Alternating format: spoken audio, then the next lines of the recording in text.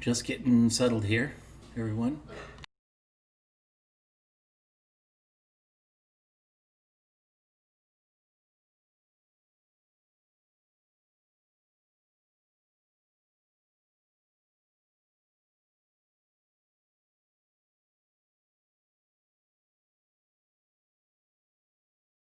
Well, everything was perfect.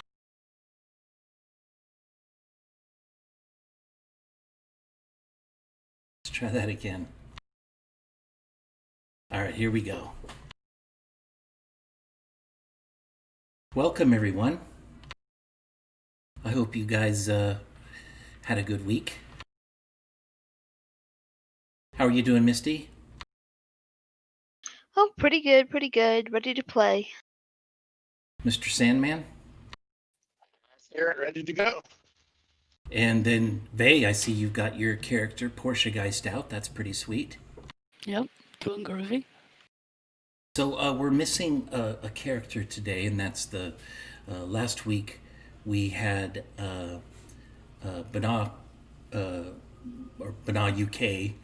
His character was played by Murder Hobo. Murder Hobo was able to help last week, but he wasn't able to take it over today. Next week, I think we'll have another character that we'll add, so we'll have at least 4 while we wait for Bana to get better and join our team. So at least we'll be heading with a little bit more people than 4 people. So we'll do a quick sum up, and so last time we played. Well, let me just set up the settings. So, as a quick summary, there was a terrible apocalyptic, cataclysmic event, and all the powerful superheroes, the ones that normally protect the cities, they all just disappeared, and villains were let loose from prisons to help in this fight against the aliens, and some of them ran. All these superheroes all over the city, they just disintegrated in a beam of light. So the only people that were left that had any kind of powers were just us. So all of our characters have some kind of a weakness, and they're called the B team, and we're not the best fighters. We're not the best emotionally. We're not the most emotionally stable. But hey, we're here to make a difference. So the goal is that we're still going to try to fight crime. So last week we all kind of individually ran our own adventures of the first time that we had decided we're going to fight crime in the city. And so this week we're going to kind of pick it up from there. So let's start. Before we get rolling, though, I did put in everyone's notes. If you take a couple seconds to look at them, you should see that I've added a little bit of information that you can share with people when the time is right, or not share with people when the time is right. And it's totally your call. I also have the team journal. Let me just share this team journal. And the team journal links to one of the characters that we know a little bit about, and his name is this character's name is Bot. So we'll learn a little bit about him a little bit today. So I didn't bother filling up the information or the notes or anything about them, but I wanted you guys to get an idea of what this character looks like. All right. So let's talk about. I hope you guys had an opportunity to kind of go out and read through each of the notes that you guys can see. Oh yeah. Yep. All right, fantastic. So it's a Wednesday, and it's around 3 o'clock, and it's typical day since the cataclysm. A lot of people are outside, basically hoarding, trying to wait in lines. Police, fire departments, SWAT, special teams, agents, soldiers. They're spread out all over the city and in different places of the city, and they're protecting things and maybe helping people out. Let me see if I can share a map with you guys.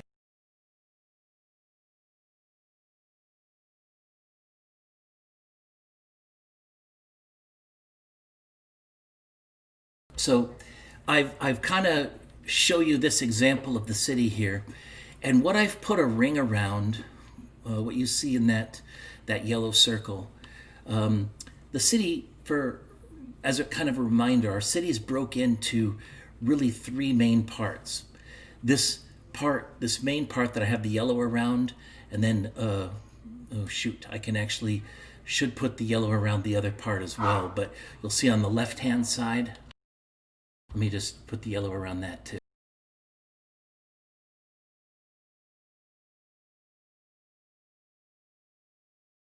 So each of these different areas, these sections are pretty much the more tech city and the more uptown. A lot of companies and stuff in there.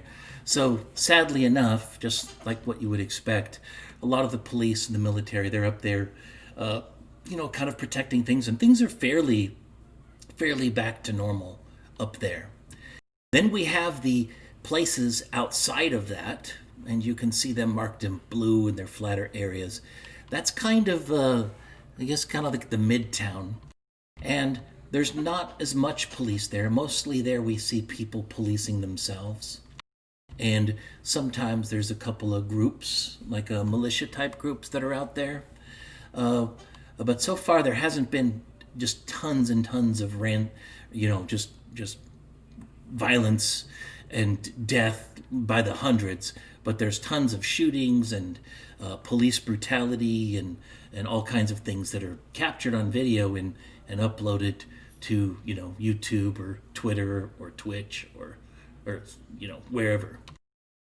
And so on the very outskirts, the very edges, we have Old Town, which is kind of the more archaic, much older area. And really, there's not a lot of police there. And as a matter of fact, there's not even that much damage in that area other than the damage that people have done themselves through looting and rioting. So we're starting off in this first area.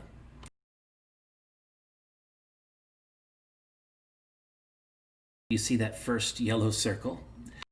And basically the majority of us are around this area. And we get this call, or a siren, so at around 3 o'clock, where there's if you have a cell phone, you ever have your cell phone go off for like an Amber Alert? So cell phone goes off, and or on the news or whatever, it basically says that there is a superpower or a powered fight up in an area of the city really near to where we are. And mostly these kinds of alerts have gone out in the past, and most of these alerts are so people can kind of stay away. But maybe we have some different ideas. So let's talk to you, Misty. What were you doing at 3 o'clock on a Wednesday? Oh, well, I was in my car. I just got some chicken nuggets. Well, Chicken nuggets, that can't be healthy for a Misty, growing... who's that? You mean a motor cat? Yes, a motor cat. the cat.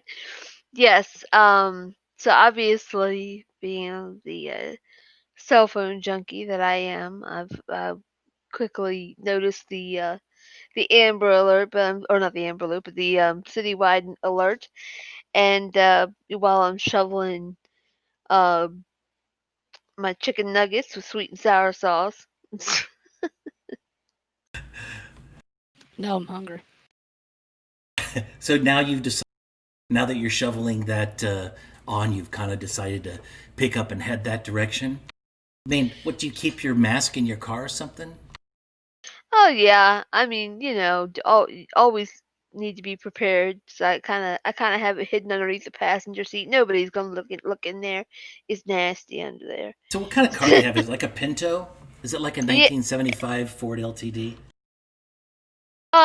Well, you remember it's the big green turd. It's the it's like a sedan, kind of like the kind where you have like the back door, the doors on the back, a grocery getter, used, kind of worse for wear, just the best that she could afford, that I can afford right now. So, I'm just going down the road jamming to whatever's current, and I Whatever's current. So we're gonna put you on the spot. What's current?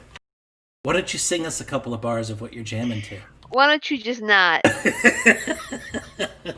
Okay. All right. So you're in the green turd, and Yeah. you're eating nuggets in one hand while you're Yep. trying to strap on your mask in the other hand, and you're steering with your legs and just kind of going all over the place, heading right into danger. Well, my driving skill's only a 1, so Yeah, that's not good. There's That's a just like in real there's a life. reason for that. There's a string of tickets with my name on it. How about you, Ancient One? What have you been doing on this Wednesday? Uh, how did you hear about this attack?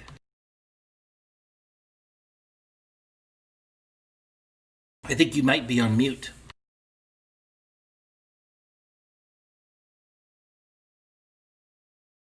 So it affected him so deeply. He is ancient, so Yeah, maybe he's like, sleeping. I guess I have to speak up. He's having an ancient nap. His he needs to get his hearing aid going. Well, while he's getting his technology back up to snuff, Portia, let's hear about what you're doing, since you're kind of not really floating around like not really in the real world like the rest of us. Right. Well, I'm at Pepper's Pages, the bookstore, and just floating around there reading books because I can see through them. I don't have to lift them off the shelf, which I couldn't anyway. So I'm reading books, and I hear So- over the television that's there. I hear about the news, the fight that's going downtown. Well, since you're this since you're basically this astral projection type of thing, how are you? I mean, I know you have the power to project your image so that people can see you and so that cameras can see you, but how are you reading a book? Are you like looking over people's shoulders? I mean, it seems kind of creepy. Yeah, no, I am. I'm kind of phasing into the pages. Oh, you gotta just put your face right into the pages and kind of go from there. Yeah, yeah. Oh my God, that must look like that just must be terrifying for some little kid that came into the bookstore to want to use the bathroom. Well, provided he could see me, but he can't. So what are you gonna do? Are you starting to float over that way? Yeah, that's right. Because after this bookstore got broken into, and been noticing the crime rising lately, well, Portia has decided she's going to get back into the action, and straighten this town out. So we're going to float over to the location and investigate, see what's happening. Okay, that sounds awesome. So just so everybody is aware, we kind of lost we've kind of lost Sandman for a second. Who's And that? our puppets, since they're based on cameras, they kind of shifted around a bit. So we'll hook those back up after, when we take a 5-minute break in a bit. But in the meantime, we'll wait for Sandman to get back, and then we'll continue. But let's talk a little bit about Misty. Let's talk a little bit about your character, kind of driving in. You can't really get too close to this place, and I want to do I want to talk a little bit about this area because when these aliens attacked, it was kind of like, honestly, there really wasn't a whole lot of damage that the aliens did. That Yeah, is we can hear something you. kind of bizarre. That a lot of the aliens, it was mostly just fisticuffs. They didn't do tons of just blasting buildings or stuff.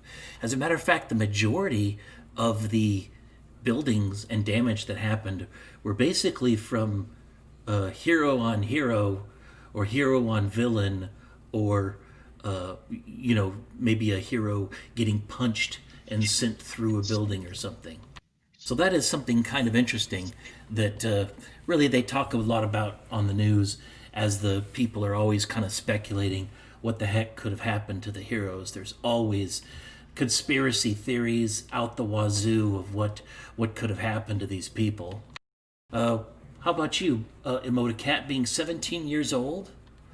What kind of conspiracy theory are we talking about? What do you think happened to these heroes?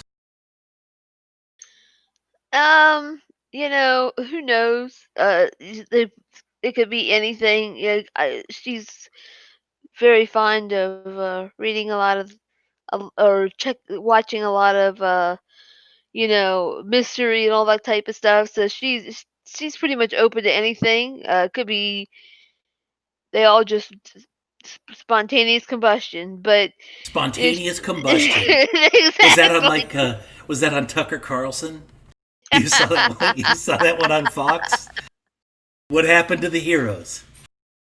Spontaneous combustion. Exactly. But she's sitting there, she's sucking down her strawberry shake. You know how kids are. They're not. You got to get that last drop. So she's got one hand on the steering wheel, rubbernecking. Trying to see what she can see going down the road, and she's just sucking the hell out of that straw, slurping every last drop. Get as close as she can get. So, Sandman, have you had a chance to make it back? I believe so. All right, welcome back. Give us a little bit of indication. You were in your house. It's Wednesday, 3:00. It was probably time for an old man nap. I take those myself, but I usually start around 2 to 7.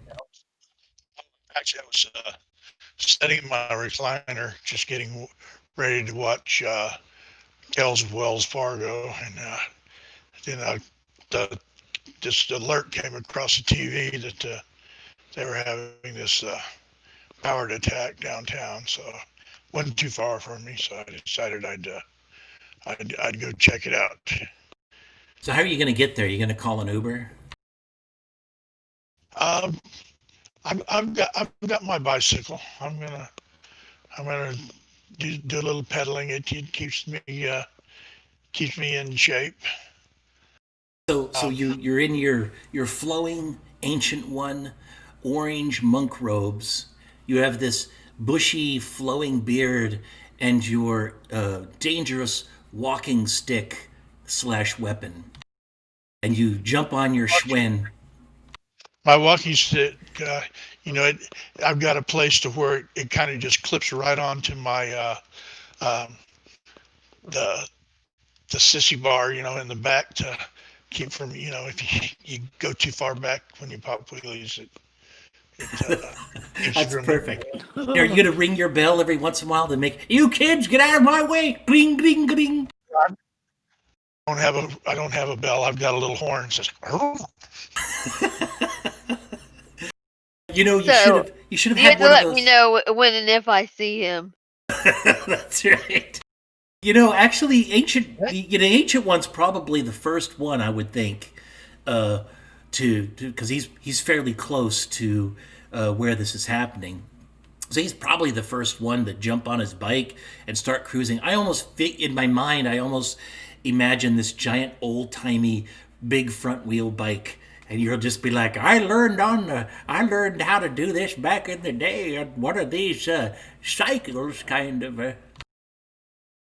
But so yeah, you could. I'll tell you, Misty, you're sitting there chowing your food and zooming in your green car, and you're just zoom right past this guy on a bicycle with his robes flipping backwards.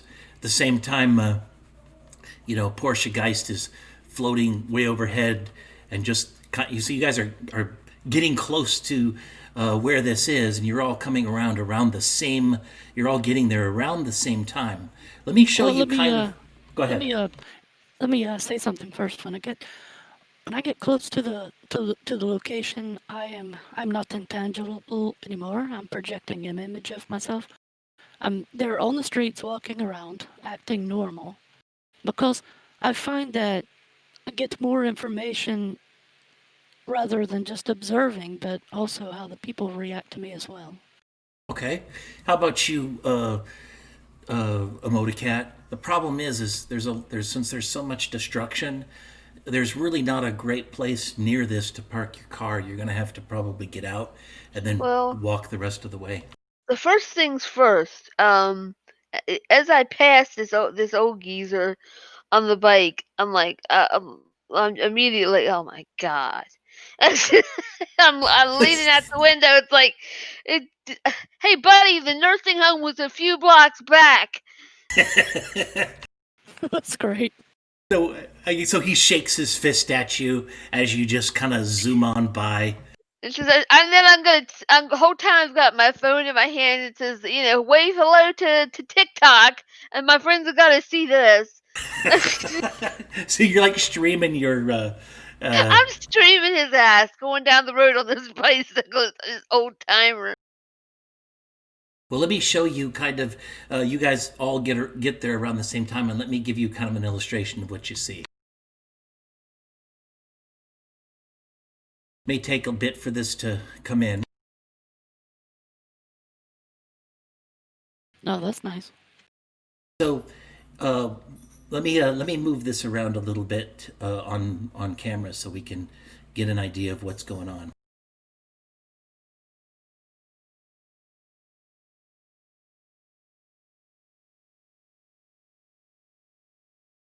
All right.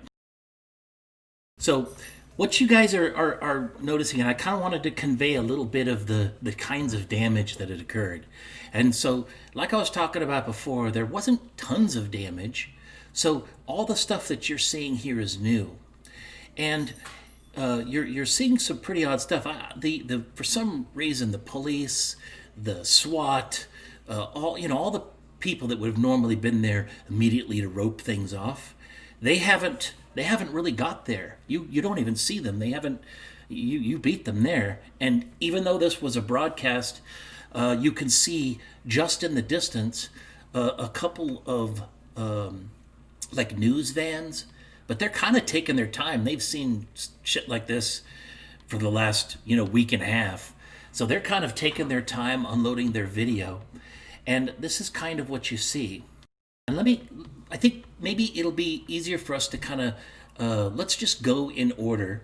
And since we have Emoticat, Agent One, and Porsche Geist, we'll kind of go in order to kind of explain what each of you are doing. But let me give you an idea of what you see here first.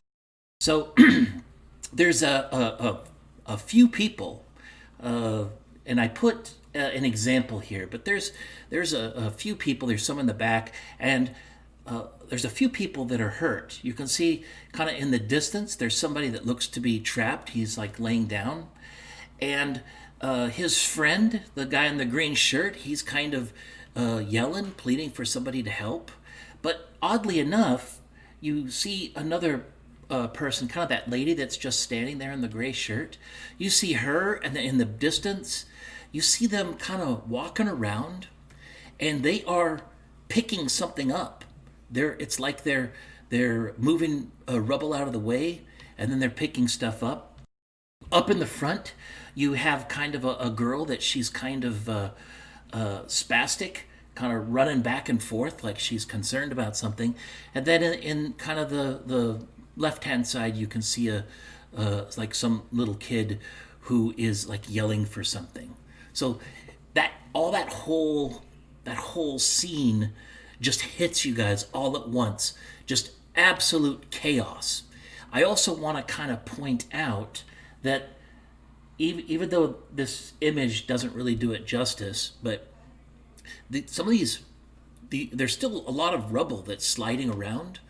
And even as the people are like moving around and squirming and stuff. You could still see dirt falling off of the roof and chunks of wall breaking away and dropping. So it does look to be a little bit dangerous. So, Misty, let's start with you. So, well, what's your awareness, Misty? Let me see. Emoticat, what's your awareness for your character? Awareness is 6. Okay, so what I'd like you to do is you're running up on this scene, and you're the first one there. Ancient One's just behind you. He's still riding his bike, and then Porsche Geist is just materializing and coming into being. But you're the first one there. And what I want you to do is I want you to kind of assess the situation. So go ahead and roll the d6 and then add your awareness to it. So in your assessment of the situation, what probably calls out to you the most is you're noticing that the walls of this building they look very, very weak. They don't look safe.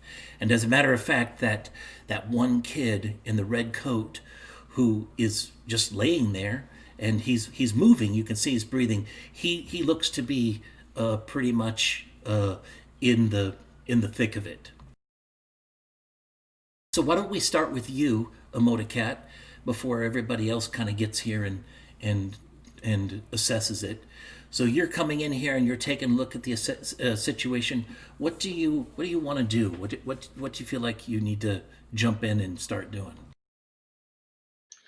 Well, I mean, I imagine I'm immediately going to be somewhat overwhelmed by all of the emotions that are going on here.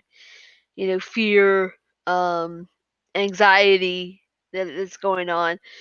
Obviously, Let's start there, because one of the things about your power is that you can be overwhelmed by those emotions pretty easily, if I remember correctly. yeah, they can. I mean, I have the ability to sense what emotions people are going through, and then it can be overwhelming, but especially if I then try to turn around and affect them in some way emotionally, that can definitely bounce back on me. Okay, all right. Go ahead. You were saying that you're swamped with these emotions from these people. You can fear. You can feel fear. You can feel pain. You can feel terror. But also, you feel something else in there, kind of like excitement or really greed. If you can feel greed, maybe excitement's probably a better word for it.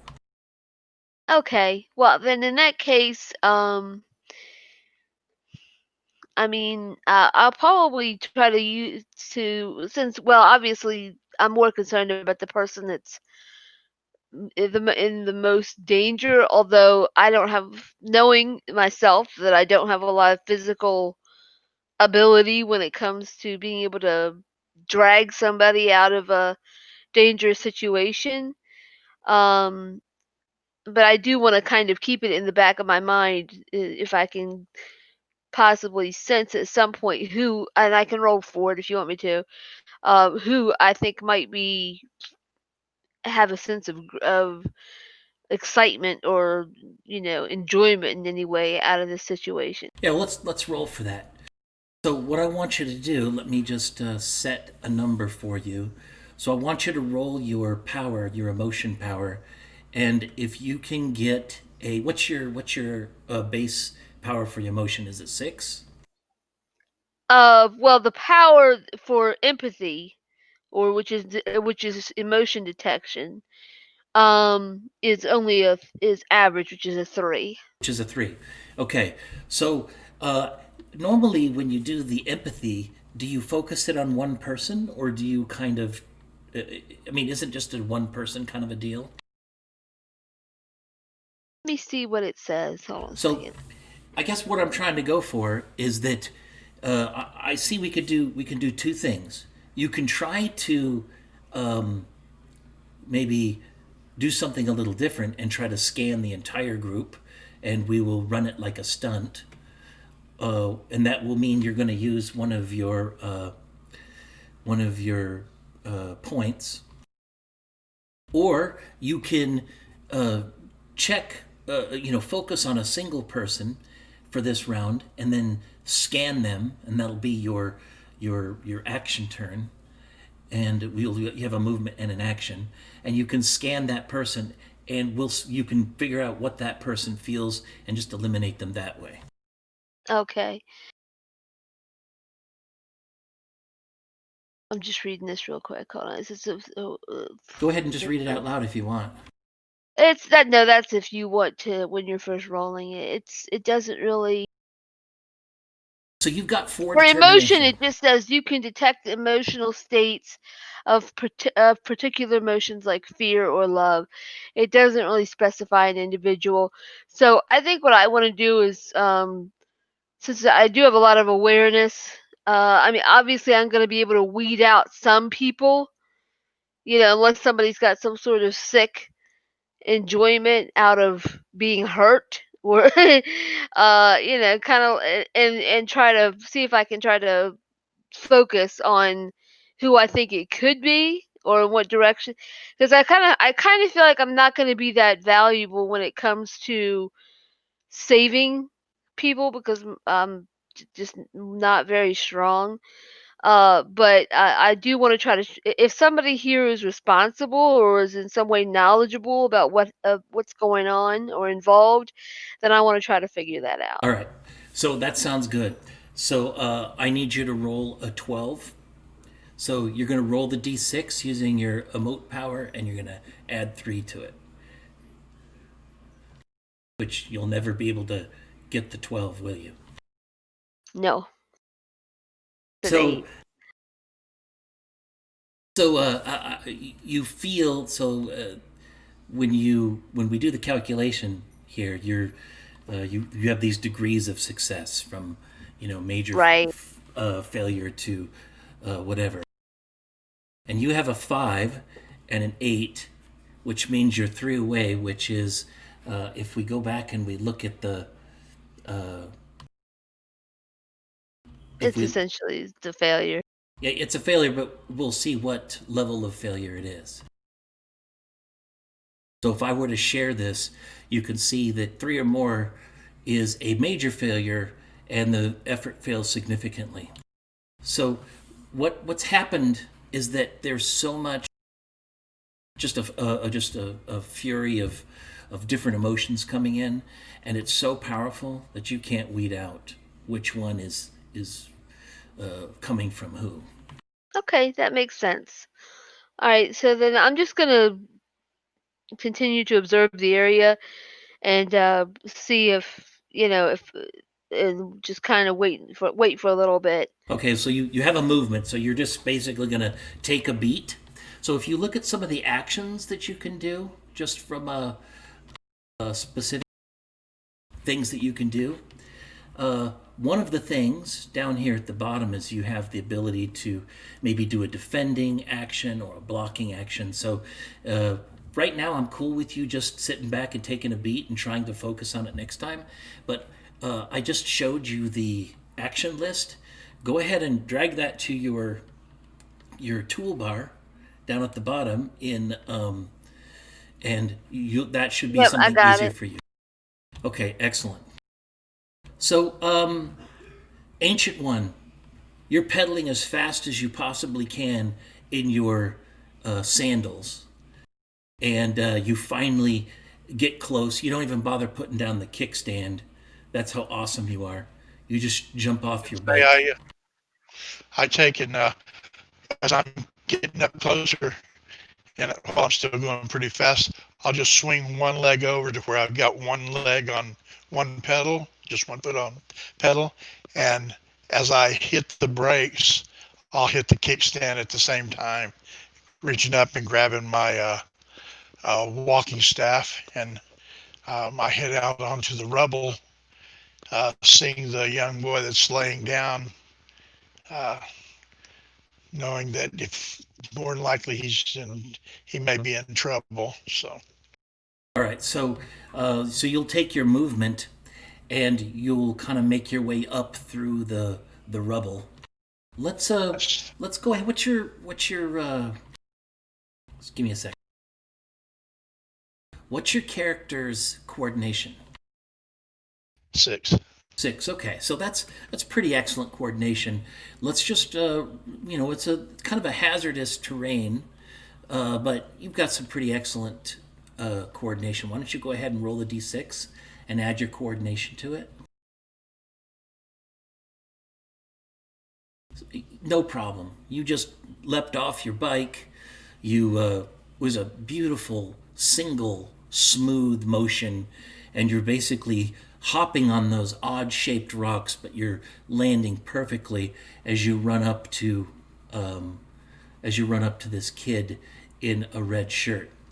And when you get up to him, you can see that he is there's basically a big chunk of rebar, and it's gone all the way through his side. And you can see that not only has it gone through his side, but somehow it's become bent on the top. So he's kind of pinned in there. He can't get freed, and he is sweating profusely. There's not a lot of blood coming out from the wound. I mean, maybe that's beneficial because he would have probably bled to death. But that's kind of what you see. So you can take an action. What do you want to try to do?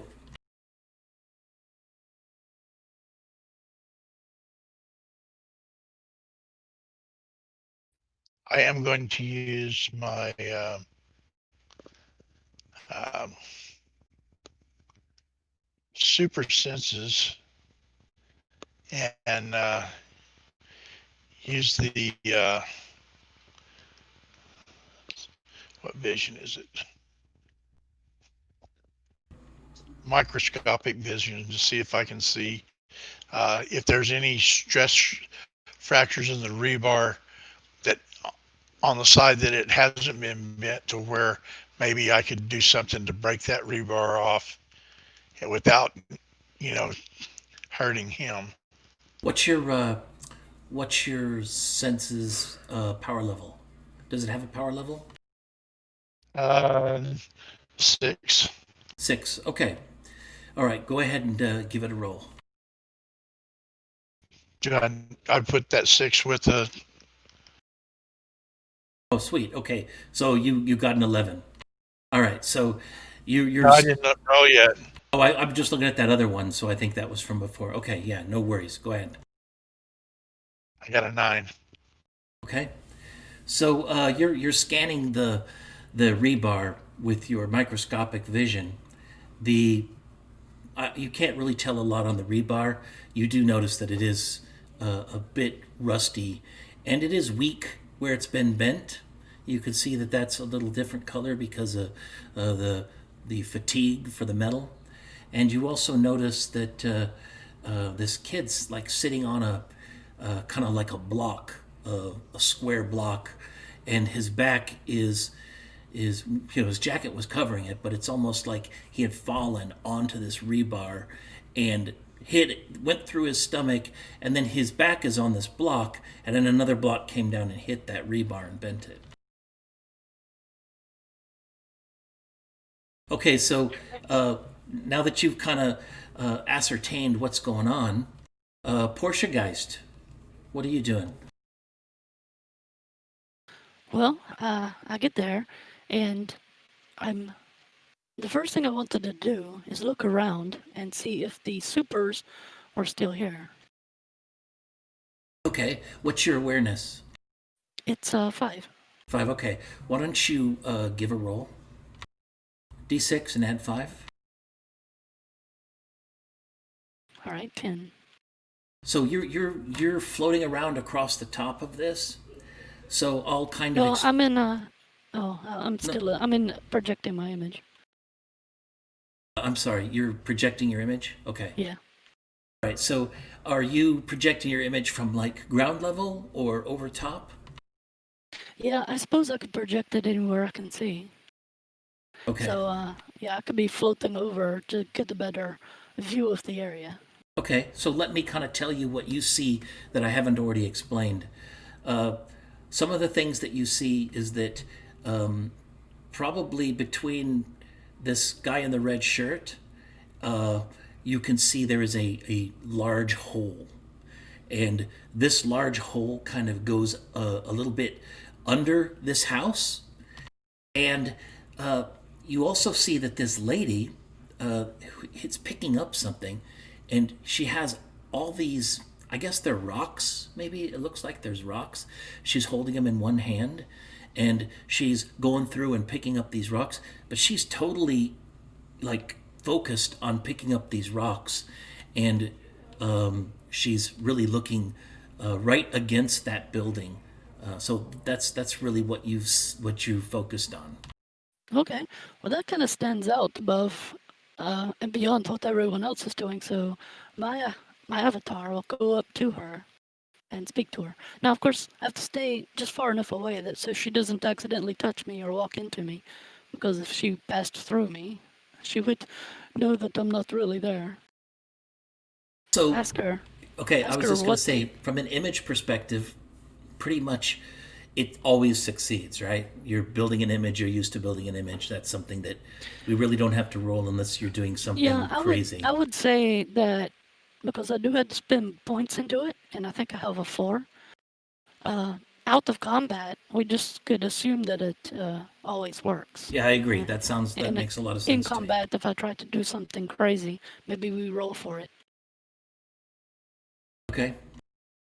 So, So- you float down to her, and what are you going to tell her?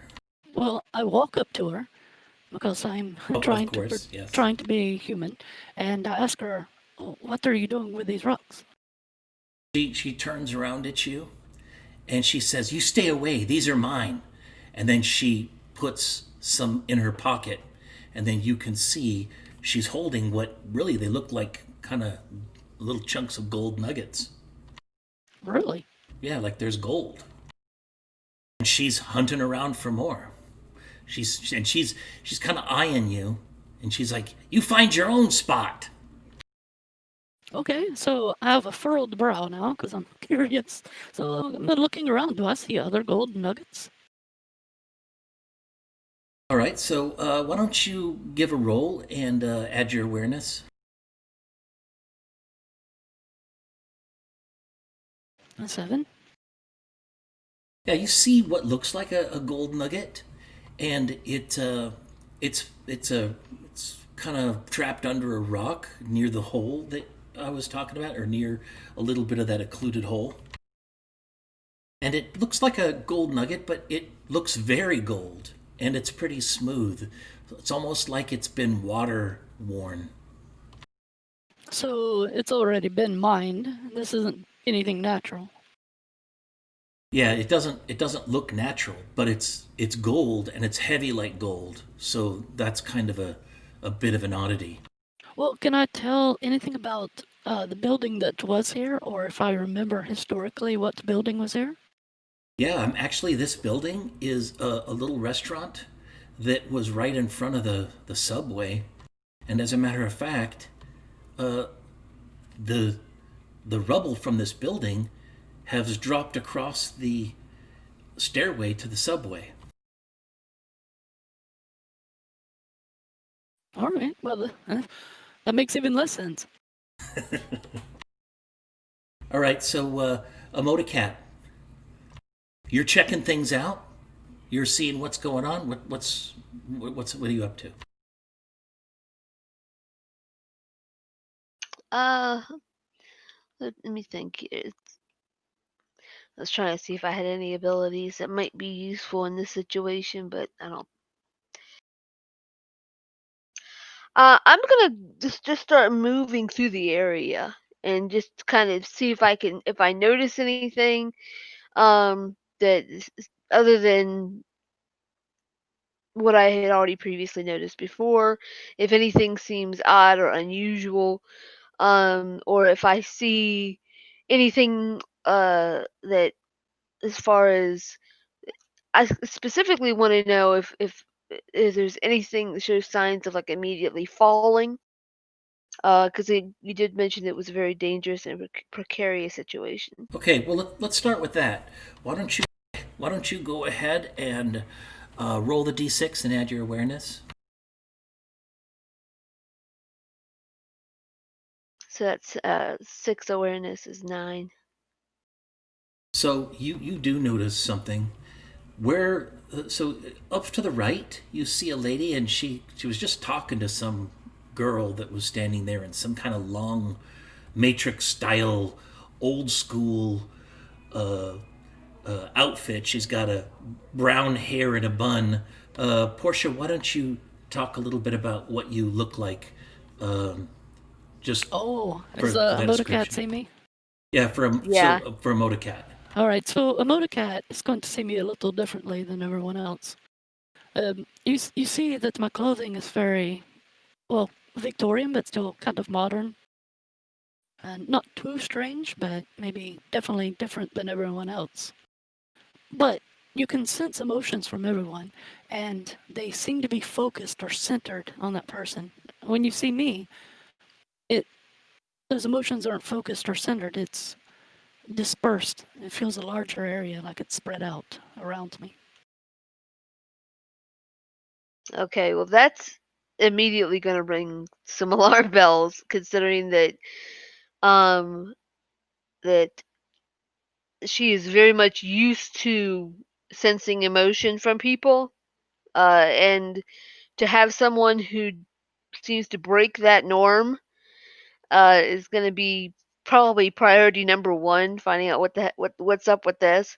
So I'm going to start heading over to her and to the other lady that she's standing near, and just try to get a closer look at her. Well, I do want to Uh, point out, as I was kind of, as Vey was kind of describing her character, the reason that I had her describe that scene is because those two are standing under a precipice that is just about to drop. Oh no. Anytime now, there's a big chunk of concrete that is right above this lady's or both these people's heads, and something has spooked the one lady, and she's walked away from the brown-haired Victorian girl, and she's even closer to the wall than she really needs to be. okay, so she hasn't left the dangerous area She then. doesn't even notice that it's happening. She's too busy looking Right. on the ground, picking up what looks like rocks. Yeah, I guess I don't either. All right, so I'm going to immediately call out to them both and say, both of you need to get out from underneath of there right now. It's getting ready to collapse. I'm not used to people speaking to me, so I gotta look around to see who you're talking to. And I see it's just the two of us there, right? It is. It's just the two of you. That she's directed it to. Emotocat, this lady makes eye contact with you, and she's just standing there though. You said, "Get out of that area now." Wait, what did you say? What were your exact words? I told her it's getting ready to the area is getting ready to collapse where you are. Move now. Get out of the way. Okay, so she stopped for a couple seconds.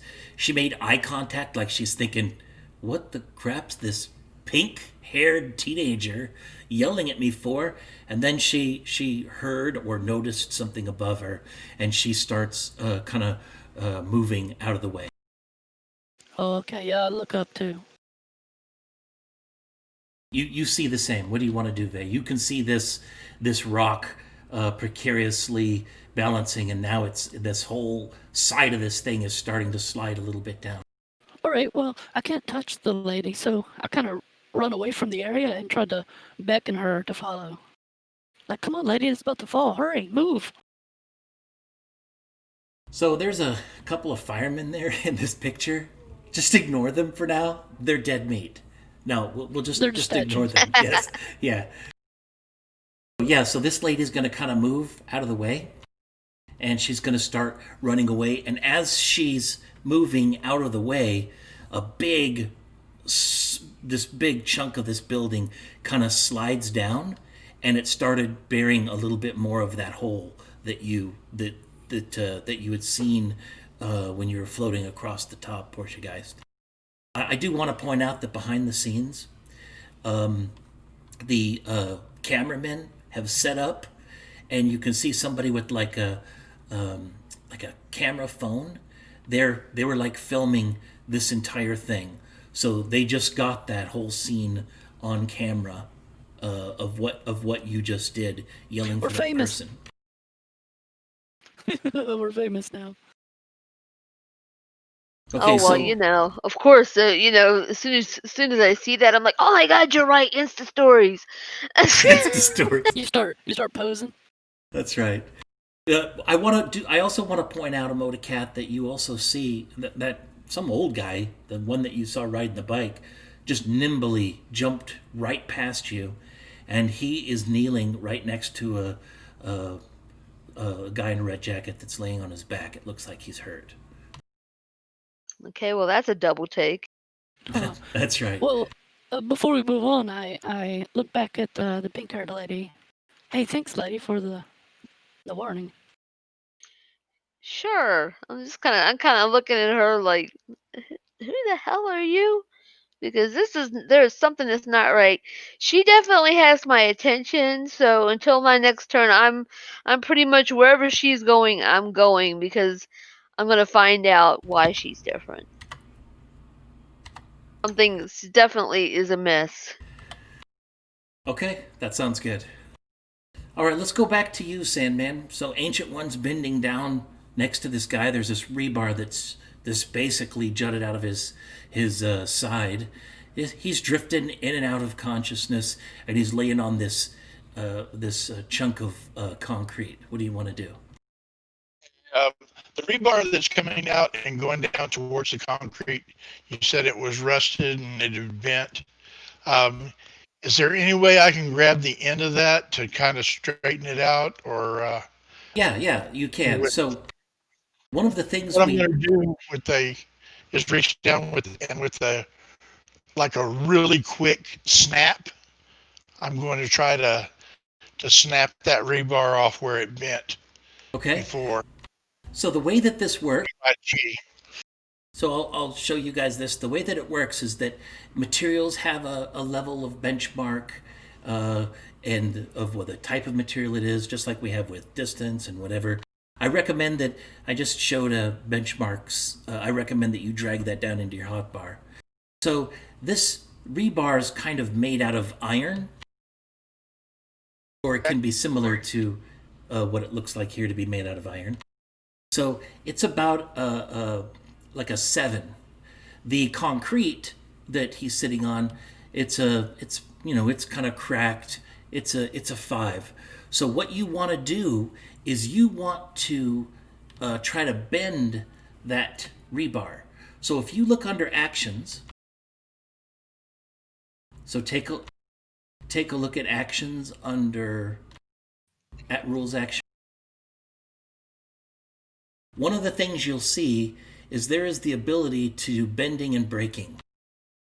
So one of the things I like to do, and the way I hook this up in this module, is that when you load up action, there's this like a red dot right next to action. If you click that, it'll refer to it directly in the manual.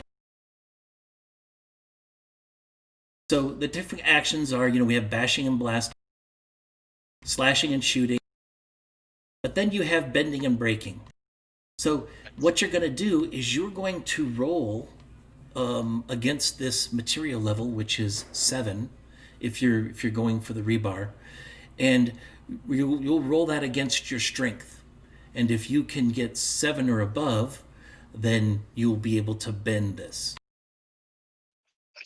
Since my level on strength is 7. You don't even need to roll then. Yeah. If you roll, another 4, that's easy. So you reach down and just, matter of fact, why don't you tell me what you do?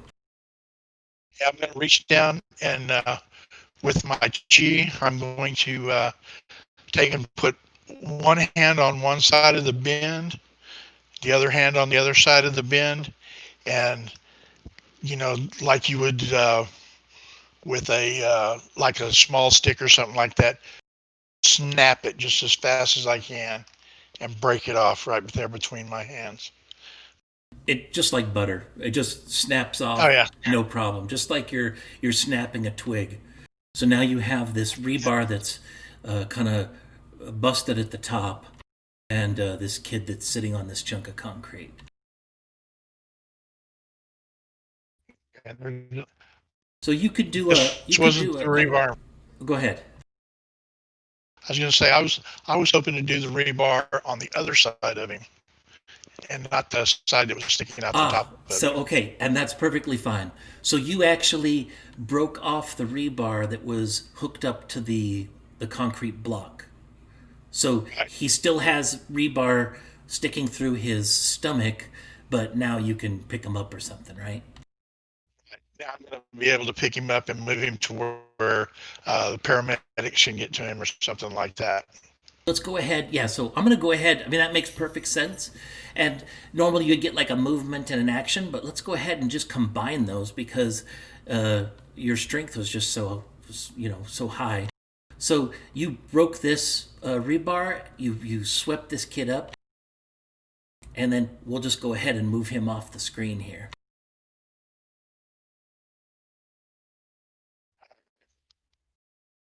One thing I do want to point out is that this guy, the police, or I should say the EMTs, our ambulances are just starting to arrive now. So he's still sitting there, sweating and stuff, but not a lot of blood's coming out. Did you wanna just yank that rebar out? Definitely not. I'm going to leave it exactly where it's at. Okay, fantastic. Okay. And I'm gonna tell the EMTs, I'll holler at them as they're coming up. I'm gonna say, uh, this one needs to go in just like he is and let the surgeons take their time to get the rebar out. So you're basically gonna mansplain the EMT's job to him. Yeah. That's I know. classic ancient Hey, one. Classic you ancient do one. that. Say, hey, John, this guy goes just like he is. So they're Cool. they're prepping uh, one of those gurneys. So, uh, Portia, what are you doing? Yes. All right. Well, after I said after we took care of that lady, what's she doing? Is she okay? Running away? What? Well, she's pretty terrified, and actually, you saw her pocket a lot of these gold chunks, and she's starting to slowly pick her way through the rubble, and she's getting out of the way, but she's also at the same time she's moving, she's looking down at the ground like she's still looking for things, and she is Okay. passing. There's a bunch of other action and stuff that's moving, but that's really what you see her doing. All right. Well, I'm not worried about her and her rock collection.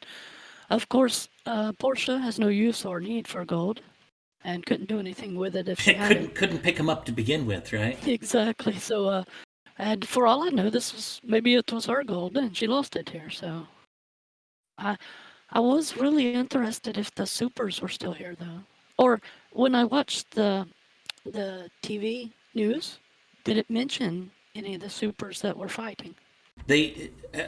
I'm glad you brought that up because when you were watching TV, you did see one particular super that you recognized, and let me go ahead and show everybody.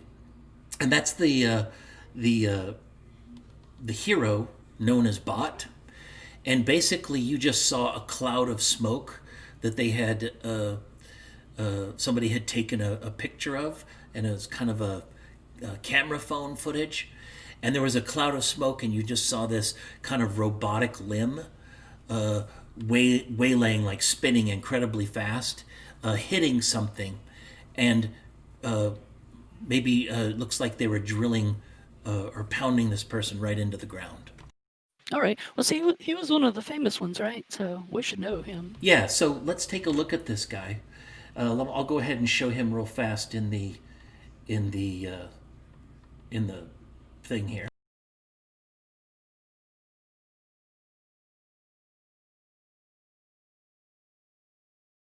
drop him here for right now.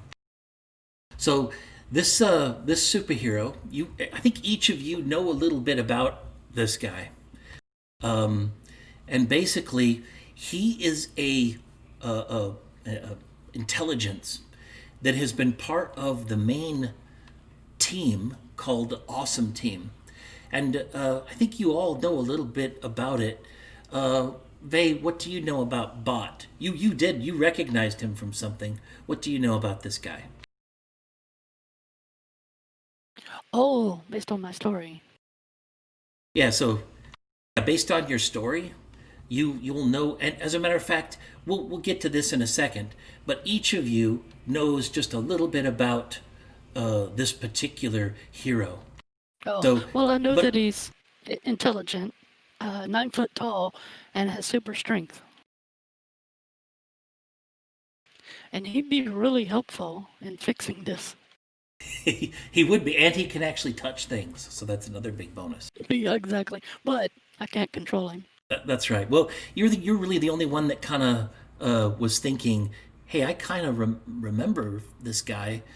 Something looks familiar about him from some of the cell phone footage before we really got here. Yeah, and I thought they were gone. So the fact that he's here is interesting.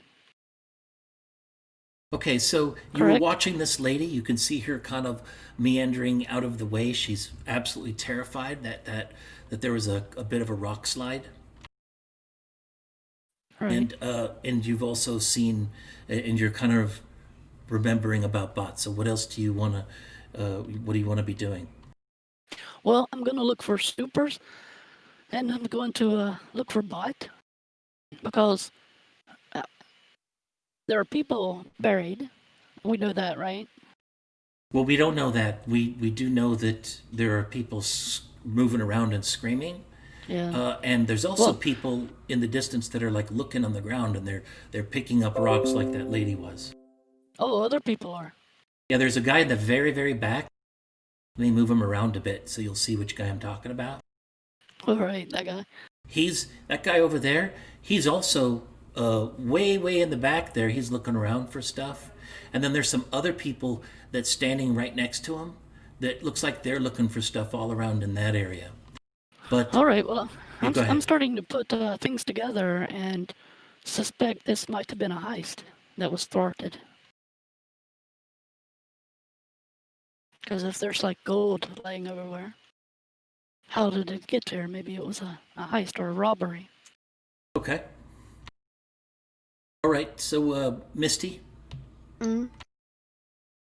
Well, what's it- I'm still focused on this lady who's apparently you've said that she that whenever I try to sense the emotion coming from Portia, it's not centered on her. Yeah, it's diffused, spread in a larger area. Alright.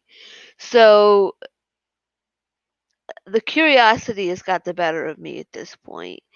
And so I think I'm gonna look at her and I'm gonna see if I can project some sort of emotional control onto this image, because or not of course I don't know it's an image, but to this woman that's standing there. So I'm going to use my emotional control ability. Now this, of course, this isn't going to work, but this is what she wants. This is what I'm going to do. Yeah, this will be good. So yeah, let's go. Roll your mental, and what you're going to do is you're going to roll your power plus the d6, and then Vay, Portia's going to go ahead and roll her power plus her willpower. All right. Right.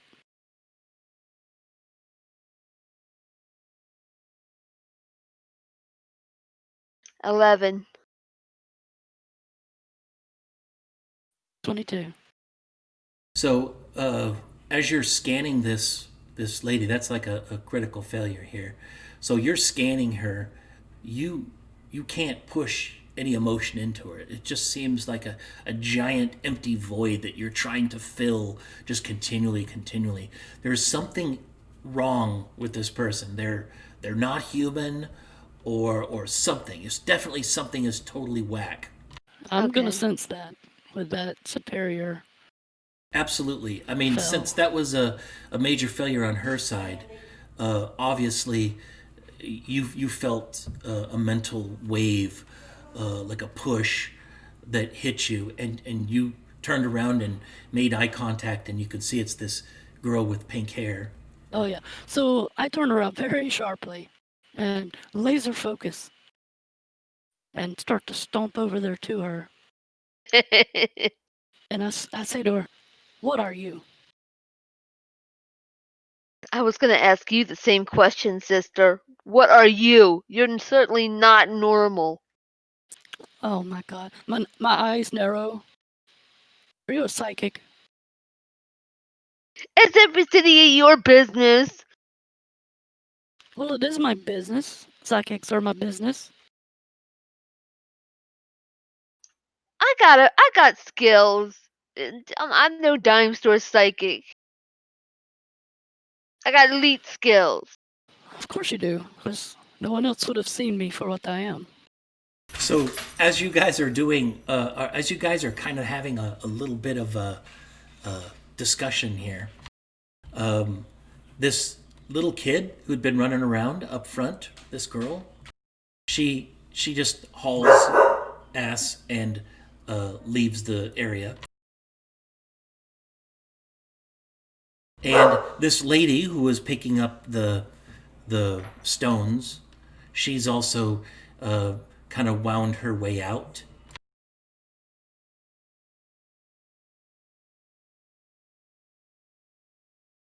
So you have the people that are left are the people in the distance who are looking for something, and then this kid in green who is just looking around, and then you have this little kid in purple who's kind of left.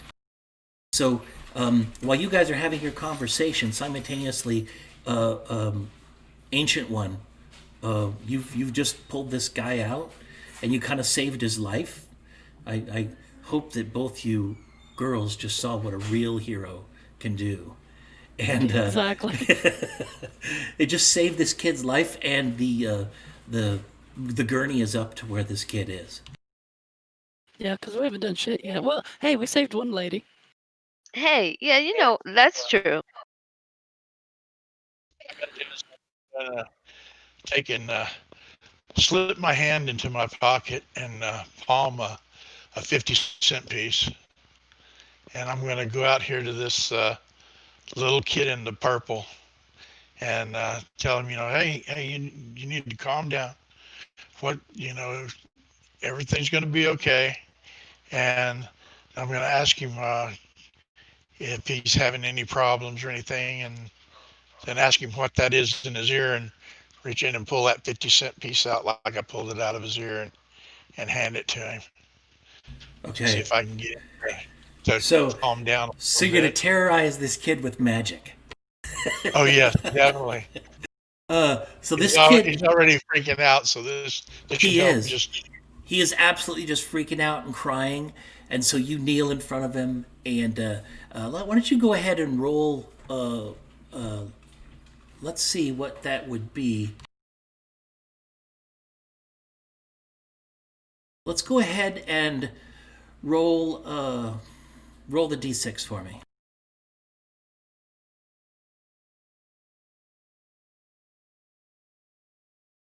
So the boy, he calms down a little bit. He's sniffing, and there's snot just running down his nose. His shirt's dirty and ripped, and he just points right in front of him, where you can see, now that you've gotten a little closer, that there's two or three chunks of concrete that are laying over what looks like a hole, like a dark hole. We're seeing this interaction too, right? Because we noticed the old man and what he was doing. And when you notice this old man talking, what are you guys going to do? You stop debating with each other? Yeah, we saw him rescue another guy. Now he's talking to a kid, and the kid's pointing at something. So I suspect that maybe he's pointing out someone that's stuck or something. So I'm good to walk over. Okay. So at the same time, he's pointing at something that's stuck. You're walking over. This kid in green's moving over a little bit, and he's yelling something in Spanish, and he's kind of pointing at that same hole, and he's reaching down now, and he's trying to flip a big chunk of concrete over, but obviously he can't do that. Emoticat, what are you doing? Well, I'm not done with this lady, so I'm following her down to where the little boy is. And you said he's pretty much calmed down at this point. I'm just like, kids, God. So something else that's kind of interesting, Portia. So this is a kind of a hard terrain. When you project yourself, are you projecting yourself like walking and stepping over each of these rocks? Yeah, Or yeah. As a matter of fact, it's difficult for me. I have to animate my legs. I got to make sure that the foot hits a point on the ground and doesn't slide before my body moves across. You know, like an animator would have to work and animate the image to make it look lifelike and realistic. so what do you think? Does it look pretty lifelike and realistic? Oh well, I think it does. So, Misty, you're watching this person kind of slowly make her way towards where these other two people are. All right. So what I'm gonna do, just out of my own curiosity, since I'm watching her carefully, is I'm just gonna happen to kick a pebble down her direction and just see what happens, because at this point I have to know what this lady is. All right, Yeah. why don't you, let's see how good of a pebble kicker you are. Why don't you go ahead and roll the d6? And since pebble kicking would be more of like a missile kind of a weapon, why don't you add your coordination to it? And then if you want, Portia, I want you to go ahead and just roll roll a d6 plus your awareness. All right. Yeah. If I notice it. So mine's a 6. So 6 and a 9. So you Yeah. kicked this pebble towards her. Portia, what did you do? Well, it went through me, and I saw it. I saw it come through me, and I look around to Emotecat and just kind of grin at her.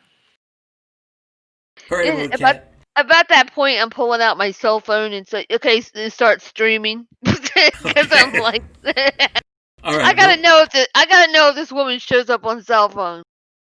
I will. You're definitely showing up on your cell phone. So you're pulling out your cell phone and you're starting the stream going, and Ancient One, you've now just pulled 50 cents out of this kid's ear. This kid's like a moneymaker. If you just take this kid home, you're going to be rich. Right. So Just pick up all that he's gold on the calmed down a ground. bit, but I'm- he's. Yeah, go I'm gonna ahead. definitely motion him to go back and stand over by the other boy, away from this, and I'm gonna look down at the hole. As far as what these girls are doing, I'm totally unaware, that they're even around at the moment. I'm just focusing on what's happening at this time, All right. and I'm going to see if I can pull some of these blocks of concrete away from this hole to Okay, see if I so can see these. what's down there. Yeah, so there's two big blocks of concrete, and they're crisscrossed against each other, and they're leaving about probably about a foot, maybe half a foot by a foot hole, and you can look down that hole and you're seeing like stairs that are descending down. It looks like it's maybe the staircase to the subway, but these humongous blocks are kind of blocking it. So you want to go ahead and you were going to try to flip one of these blocks? I'm going to take and put a smaller block over, and then using my walking stick, um, I'm going to use it as a lever to where I can push down on it and kind of scooch the blocks over or tilt them up. That's what Okay. All right. So I hear one what of you're those trying to kind. do. So normally, it would have been about you would have need to have rolled a 14 to just try to pick up and try to pick up one of those blocks and slide it out of the way. So because you're using a lever, you'll only need to roll a 10 or above to be able to move one of these blocks.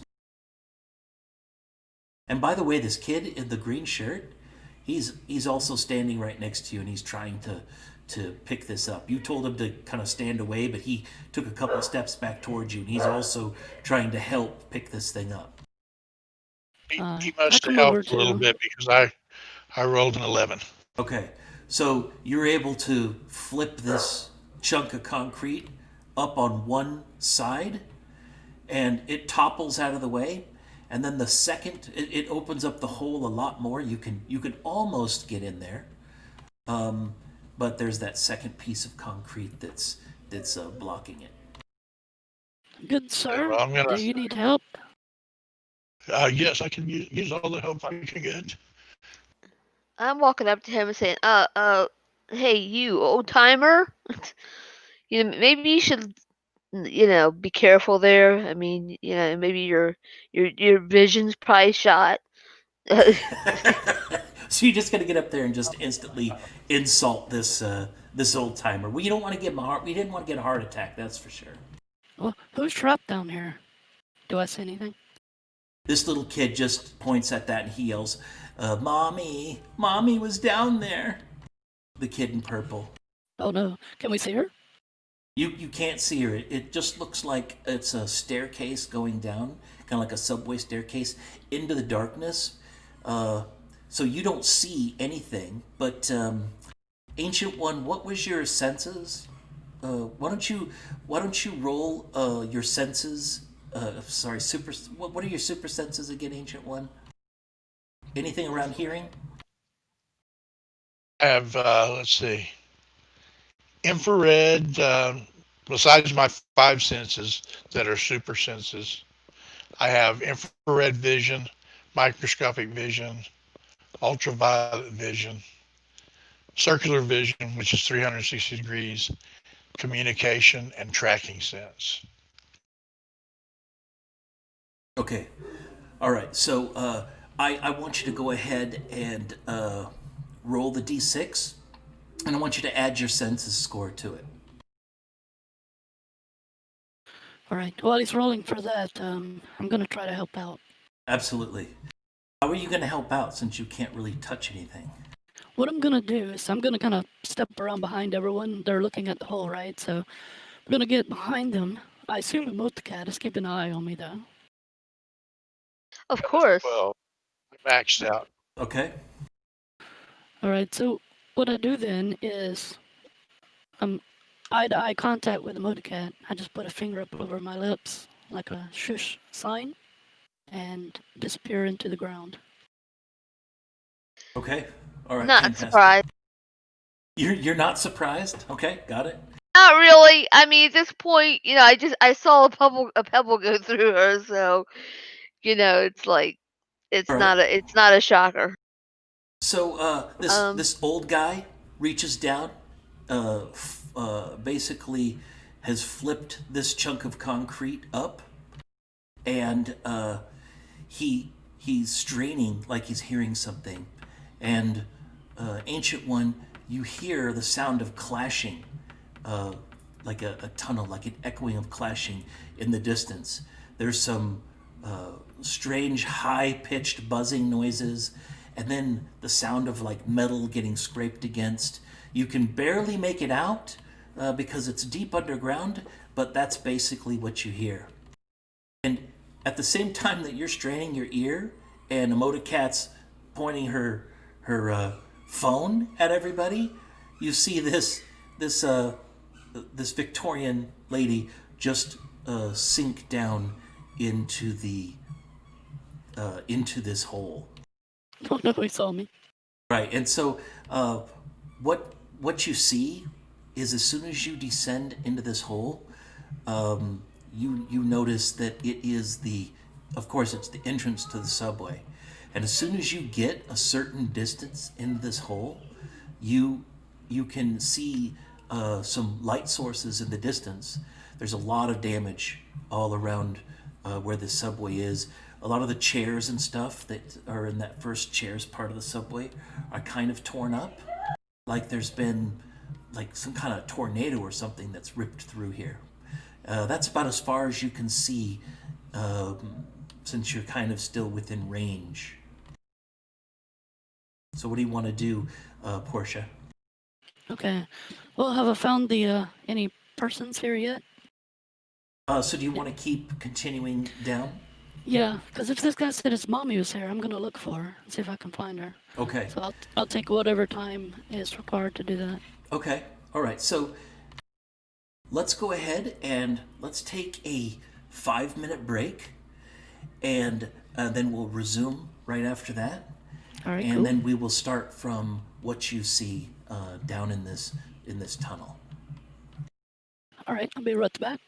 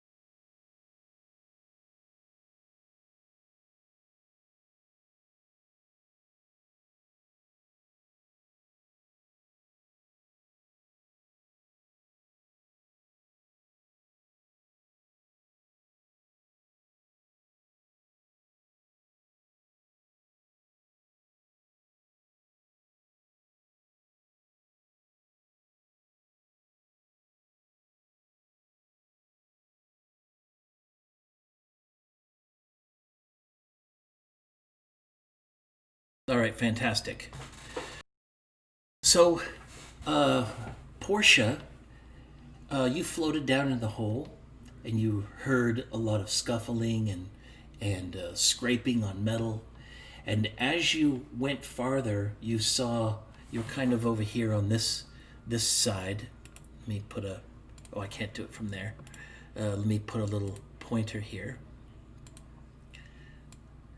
So you're kind of coming down from this direction, where that yellow circle is, and you're floating in here, and you see there's the bars where the turnstiles where you come in, and in the distance, you see as you're floating in here, you see in the Could I put my distance. token in there?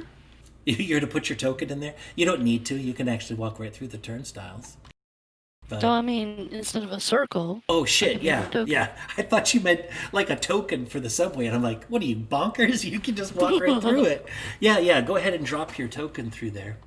Easiest way to do it, I think. Here, I guess I can do it too. Is you should be able to go to the combat tracker, and then be able to just drop your character down.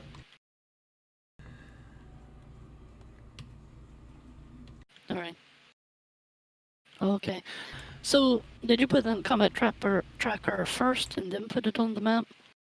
Yeah, I opened the combat tracker and then I put it up on the map. Oh, okay, because I can't move it. Okay. It could be because of the layer I put it on. Let me try that again.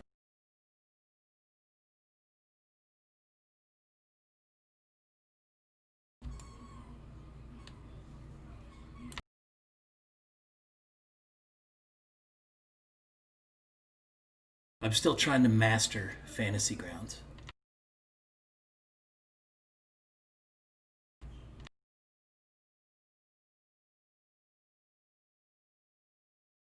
So can you move it now? No. No. Okay, fantastic. Why don't you try to drag one down? Let me see.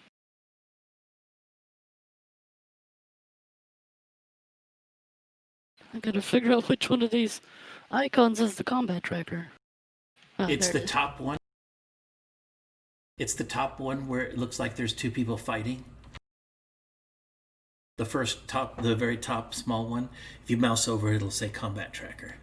No, I can't. I can't even do it from my. Oh, because you Character can't sheet. see from your thing? Okay. No worries. You tell me where to move your character and I'll do so. Well, I can make a pointer and put it on there, I guess. Let me try this again. I'm going to try to put it on a different layer.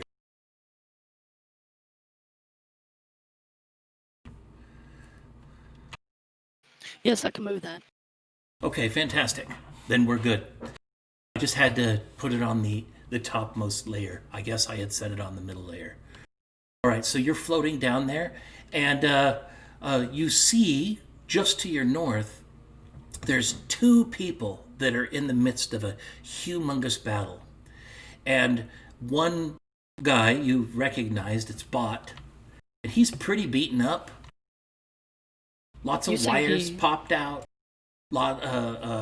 He's fairly strong though, but lots of wires popped out. His eyes, his robot eyes, are red with fury, and he's basically punching in rapid succession this humongous muscled creature that looks just like a regular guy, but it looks like he's made of gold. He's pure gold. He's just standing there, and he's taking this beating. And as Bot's pounding on this guy in rapid succession, there's little chunks of gold that are flying off of his body and landing around the area. And you see some thugs that are just sitting back cheering, and periodically they'll run up and grab a chunk of this gold and then pull it back and put it into their pocket and stuff. And so they're just egging it on. All right, well, that explains the gold thing. So in the amount of time that it's taken you to kind of ascertain this picture, nobody else, you guys really don't see this. Let me go back to what you guys had seen for the rest of the group here.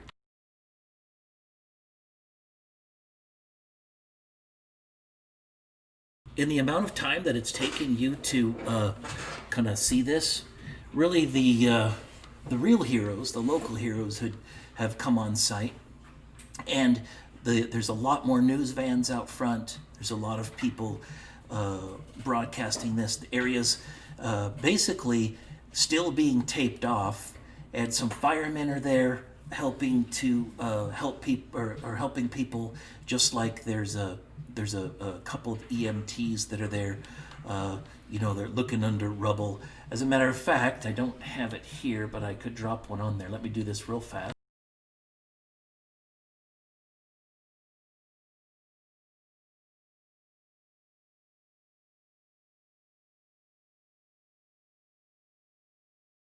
Let's put one of these bad boys on. We also have kind of a police dog that is being kind of led around looking for some bodies. The two kids that were back there, by the way, they've kind of been pulled away by a police officer. But oddly enough, Ancient One and Emoticat, the cops have kind of not really talked to you that much. They're just letting you do your own thing. And so you saw this girl kind of fade through the rock, and there's one more slab in your way, Ancient One. What do you want to do? I'm going to use my lever, my walking stick lever, and try to lever this one out of the way also. Okay, and Emoticat, while he's doing this, being a typical teenager, you're helping him out, right? Oh, of course. Not really. You're just pretending. Actually, I've decided I'm gonna use my ESP, my extra sensory perception, and see if I can. Cause let me hold on. Just a sec. So I'll let you read about ESP. Have it right here. Okay, let's hear it. I just had to flip to another tab. It says it allows you to perceive things in distant locations as if you were actually present. See the benchmarks table for an idea of how far you can perceive. You can either use the lower of your awareness or your power. Nice.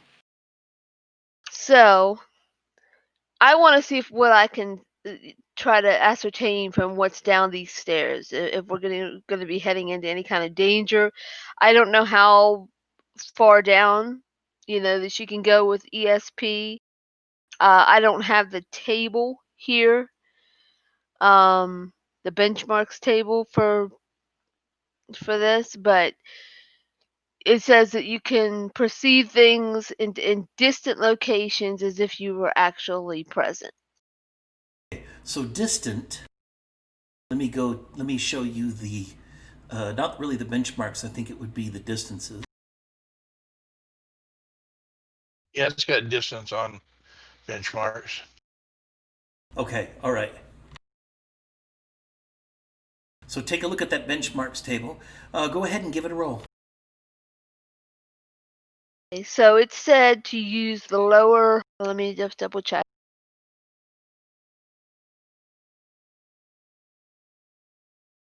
It says use the lower of your power level or your awareness for tests to notice and search for things while using ESP. So let me.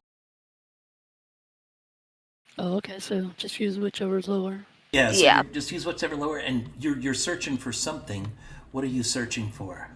I'm searching for danger or for this anything that's living in the path going down these stairs. Anything that just unusual, out of the ordinary. Okay. So living. And We'll so start my with living. ESP is 4 and my awareness is 6. I have to use the 4. Okay. So give that a roll.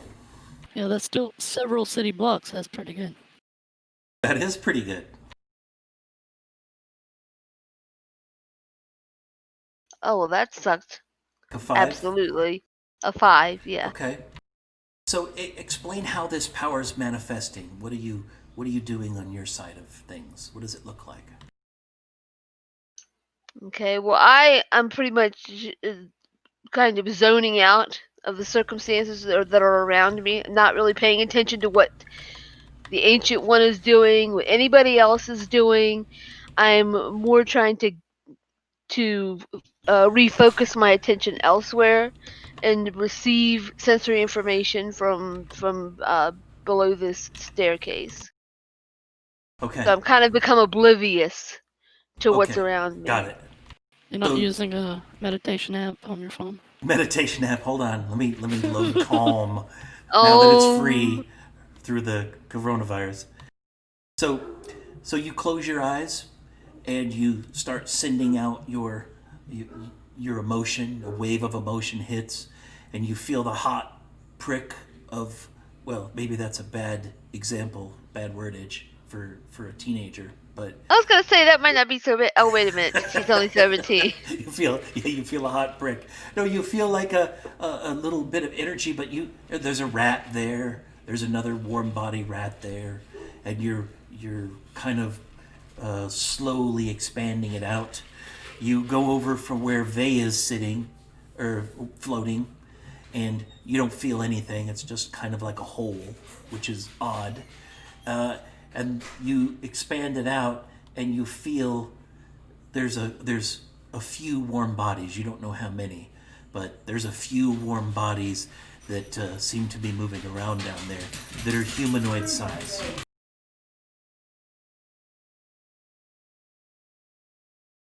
All Okay. right. So we Then also I'll had just- we also had Ancient One while you were doing that. We had Ancient One roll what did you roll? 11. 11. So you close your eyes and you're scanning for this at the same time that he's pretty much levered this chunk of concrete up, and he easily just flips it back up, and it exposes these subway stairs going straight down. I'm gonna look back over my shoulder and say, young lady, if you're gonna help, come on. If not, go back and get in that green car and harass some other old person. So just as an FYI, you're talking to her and her eyes are odd. She's sitting there, a little bit of drool in her mouth is what I imagine. She doesn't look like she's really paying attention to you. Well, that's how all these teenagers are nowadays. Smart ass. About it. It's so good. Nothing Okay, but so- self. So by the time you've levered that up, that's about the same time that Vey had just floated and ascertained what she saw, and around the same time that Emoticat, you've detected that there's life underneath here. So what do you guys want to do? We'll start with you, Cat. What do you want to do next? Oh, since I've kind of snap out of it. Look around. Oh well, good. You're good for something. And I just start bounding down the stairs, completely disregarding him. All right, that sounds awesome. And then how about you, Ancient One? And I'm gonna stand up and I'll just kind of jump down into the hole and land on the stairs and just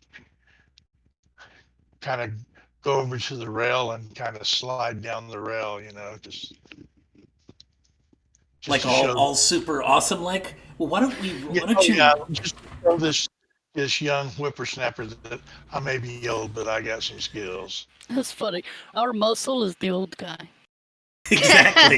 Yeah, welcome to the B team. So why don't we, since you're sliding down on that, you're trying to take advantage of your awesome agility, why don't you go ahead and give a D6 plus coordination?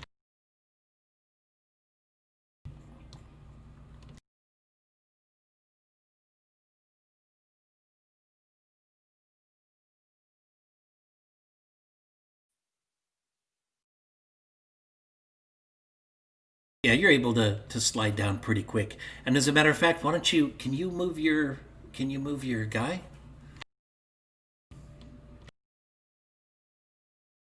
I can move mine. Okay. How about you? Yeah, okay, sweet. Yeah, why don't you, yeah, you just go ahead and slide him down, and you just slide right by that lady that you saw kind of phase right in there, and you just passed, you just passed Demota Cat. She's just staring at you as you kind of slide on by. You make I eye kind of contact. yell as he goes by. Oh yay! We don't have to euthanize you. Don't isn't that what we usually do with the old people? You euthanize old people where you're from? I'm gonna Oh wink at wait her a and minute. say, No, that's nursing home. Sorry. you I should say, see oh, me on a skateboard. you guys finally made it. Hey, listen. We all don't have it's the bodies that can pass through solid earth. Well, I point to the train. This is our problem. That robot just keeps beating on this gold guy, and I don't think. Is the gold guy fighting back at all? He is fighting back. As a matter of fact, Oh, okay. let's go. Let's do some. Now that you guys have kind of matched up with the direction of everything, we'll kind of hit each group to make sure that everybody has a chance. Really, there's no reason to roll initiative in this case, just because, just in the nature of what we see, we'll roll initiative later if we need it. But what you guys do see is that at this minute, we had the robot who is now being picked up, and by this gold guy, he's now holding this robot over his head, and he's getting ready to throw him up against what looks like a subway train car. So just to kind of illustrate what you see here, this is kind of the internal area of a subway. You see where the turnstiles are. There's already a train that's stopped, and it's a very smashed up at the front. So obviously this train's not moving anyway. And then there's the other track just right across from this, and there's no subway there. And right now, this gold guy has picked up this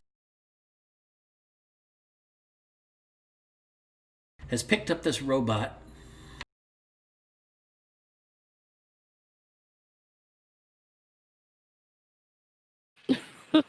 I'll do it like this. It was kind of hard. I was trying to put them on different layers. It didn't work I out was so like, much. I'm like, I think I can picture this. Yeah, can you picture that? It looks like he's just making out with him. I don't know. But this gold guy, he looks like he's humongous. He's dense. He's incredibly heavy. You can see as every step he takes just basically cracks the ground. And he's picked up this robot. And you guys, all three of you, when you make eye contact with this robot, you recognize him from somewhere. So, Oh yeah, he's famous. yeah, he's famous. Hey, that guy's famous. Demota Cat. Where do you recognize this robot dude from? Oh yeah, isn't that bot guy? It seems like one of my friends from school back in the day was all hot and bothered about him for some reason or another. It's like he's like computer brained and all kinds of reflexes. Although he's getting his butt kicked right now, so maybe I'm wrong. Well, he's a hero. Well, we thought he was gone, so we have to help him. And what do about we know you, anything Ancient about One? this? I'm sorry, go ahead.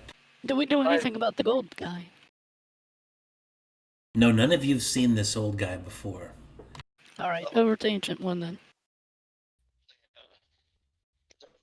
The only thing I know about him is that his arms can turn into blasters. I'm not sure why he hadn't blasted this guy yet, but Well, it's probably gold. It might just reflect off of him. maybe. So, you guys have kind of moved into position. That gold guy has picked up that robot and is getting ready to throw him. Then you see there's a lady that is laying down. It looks like she could be injured, but she's laying down. I don't know why she's holding a wrench in this picture. I think I dropped the wrong character there, but whatever. She's laying down. It looks like she could be injured right next to the bench. Could that be Mamacita? that could be Mamacita. And then we see a couple of other guys, some punks, and then like kind of a homeless guy. They're all sitting there cheering on this fight, just going woo woo. Well, if I have a chance to act, I'm gonna do it now. Well, Yeah, I same think I here. think what we'll do now, yeah, let's do that. Why don't we start with you? Why don't you go, Portia? All right. So I'm going to. I don't know. I know the robot is a robot, but I don't know about this gold guy. So I'm going to attempt to possess him. And when I do this, I'm going to move my projection into him. I think that helps everyone understand what's happening. Okay, all right. So they see me kind of just shoot towards the gold guy and disappear into his body. And I will attempt to possess. Okay. What's your possession level? It's a 6. Okay.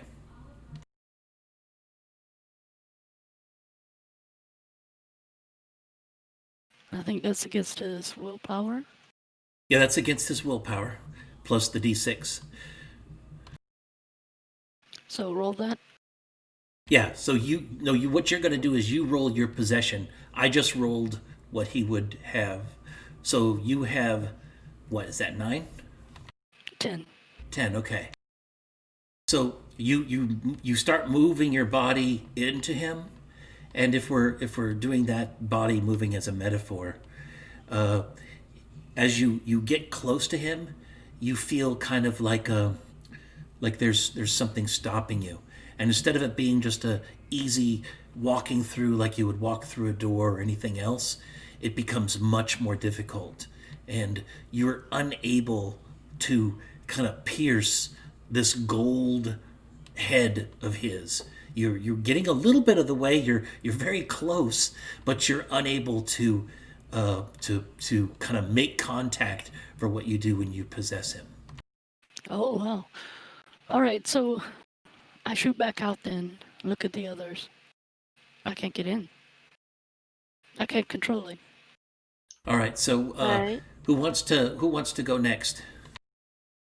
Well, do I sense emotions from this I know I can't do anything with the robot, but do I sense like normal mind and thought and stuff from the gold guy? Let's do that. Let's give it a roll and find out. Okay, hold on.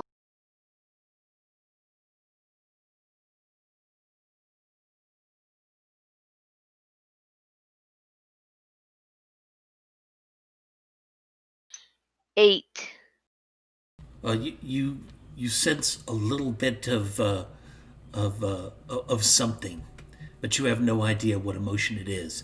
But there's something alive in there. There's something human, but you don't know what emotion that he's feeling right now. Okay, so that would constitute my action then, right? So I Yeah. have to So wait. you'll get like a move, and then you get an action. So that was your action of detecting his, trying to I'm gonna detect. stay put. I'm gonna stay put and let see what the old guy can do, and then if he fails miserably, like I'm sure he will, I'll take care of business on the next round. Okay. All right. Ancient One, what do you Just want to kidding. do? I am going to look at this old guy and I'm going to yell at him, say, "Why are you doing this? This isn't right. Put him down easily. If not, you'll contend with me." Okay. So he looks at you and he says, "Put him down." And he reaches over and just hurls this guy straight into this train car. Or, excuse me, I'm trying to make up words now. He hurls this guy straight into this train track. So let me grab that if it's possible.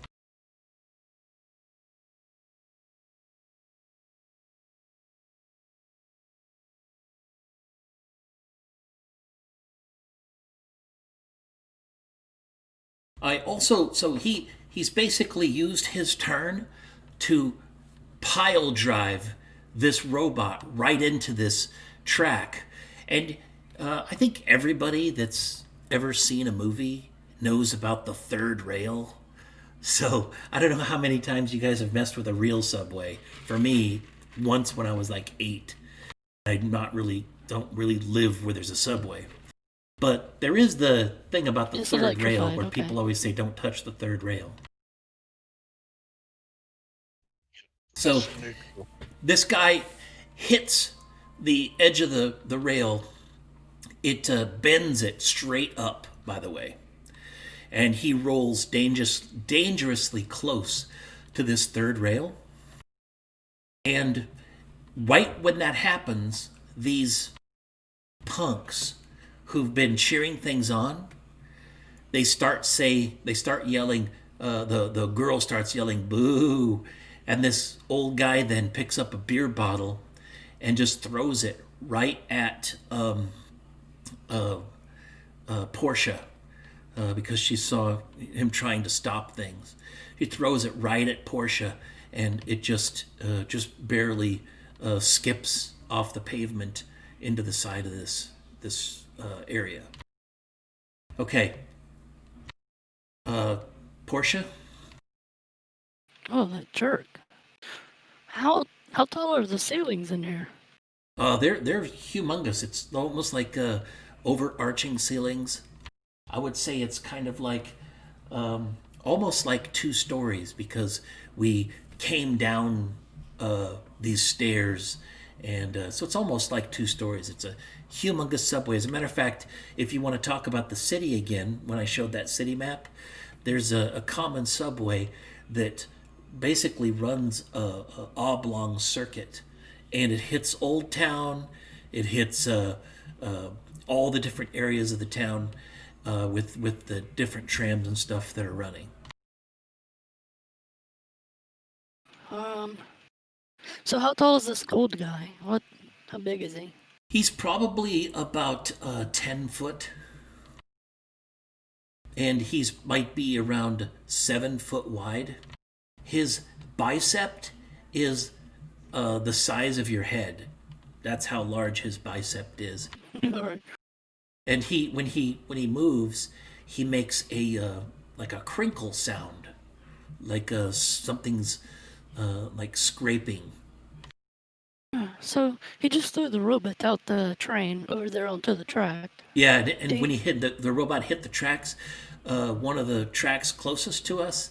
I guess I could draw that if it's possible. Well, that's fine. He's close to the third rail, but he hasn't hit it. Correct. But this track right here that I just marked on, it's all bent up.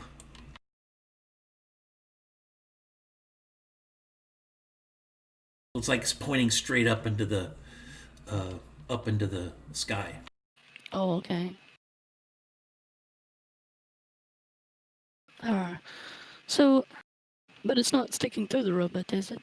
No, it's not sticking through it. He hit it and it bent up like it broke the track, and then the robot just kind of scuttled over, and he's really close to this third rail. But he's still moving around. He's still squirming around. He's not dead or anything. He just Okay, hasn't had so- the opportunity to get up. So what's Goldman doing now? Well, after he just threw this guy straight down.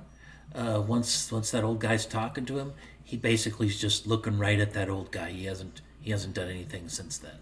Oh, okay. So then I'm going to shoot over here. And I'm going to project an image behind Goldman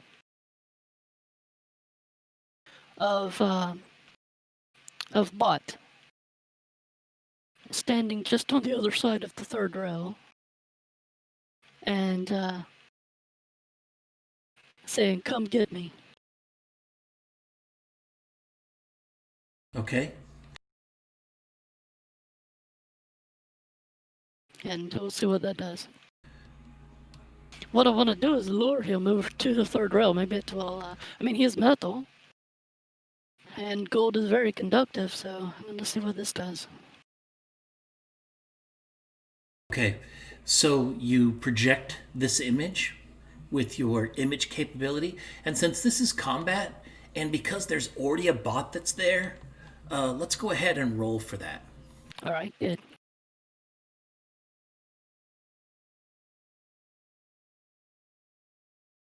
So you'll have to beat a 12. Oh, just a 7. 7, okay. So he sees that image of Bot just flicker into existence, and Bot, in his robotic voice, says something, but Goldman just looks over at the Bot that's laying down, and he's a bit confused, but he's not really acting. He's not doing anything special. Yeah, I didn't fool him. Okay. Okay, so Emoticat. All right, so I walk up here next to the old guy, and I look over at this gold dude, and I said, That's not very nice. I think you need to say you're sorry." And at that, I'm gonna try to connect with his whatever humanity that I sensed before and project an emotion of sorrow onto this guy to try to incapacitate him in some way. All right, sorrow. Yes. So okay, let me roll for that, and then I you gotta roll roll for that too. These are robots, so I can't do anything. If only that other guy that plays, if Banaf. 12. Where is that? 12. Okay, so you were able to connect. You were able to get. He has a feeling of sorrow, but it's not overwhelming. It just kind of is just hits him a bit like a fleeting image of sorrow. Why don't you tell me what is it that you are trying to do with the sorrow, and let's see how much of that really would work. Well, if it would have worked very well, he might have felt sadness, and the whole point was to try to incapacitate him for the moment. So hopefully, this old guy can actually accomplish something on his next turn. As I was trying to get maybe cry, be a little weepy, just be more, but more than anything, just be kind of struck. For like I said, kind of take him out of the running for a moment. So he definitely is a bit sad, but it didn't really have the full effect that you were looking for. Okay. So you moved up, you moved up with next to the old guy, and you did that. So Ancient One, tell me a little bit about what you're doing. Well, I told him that if he didn't put him down like I told him to, he was going to have to deal with me. So I uh, spinning back kick to Spinning back kick. Yeah, to his solar plexus, using my walking stick as a pivot point. All right.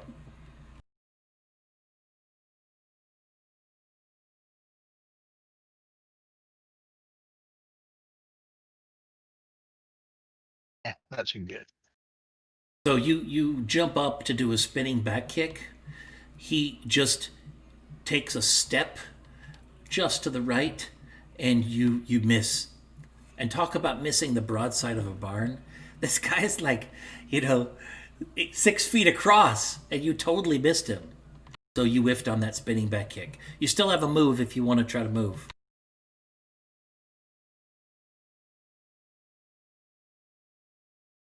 No? Okay. All right, no problem. So let's start with Bot. So Bot's going to go ahead and stand up. I'm like telling him, stay down, stay down.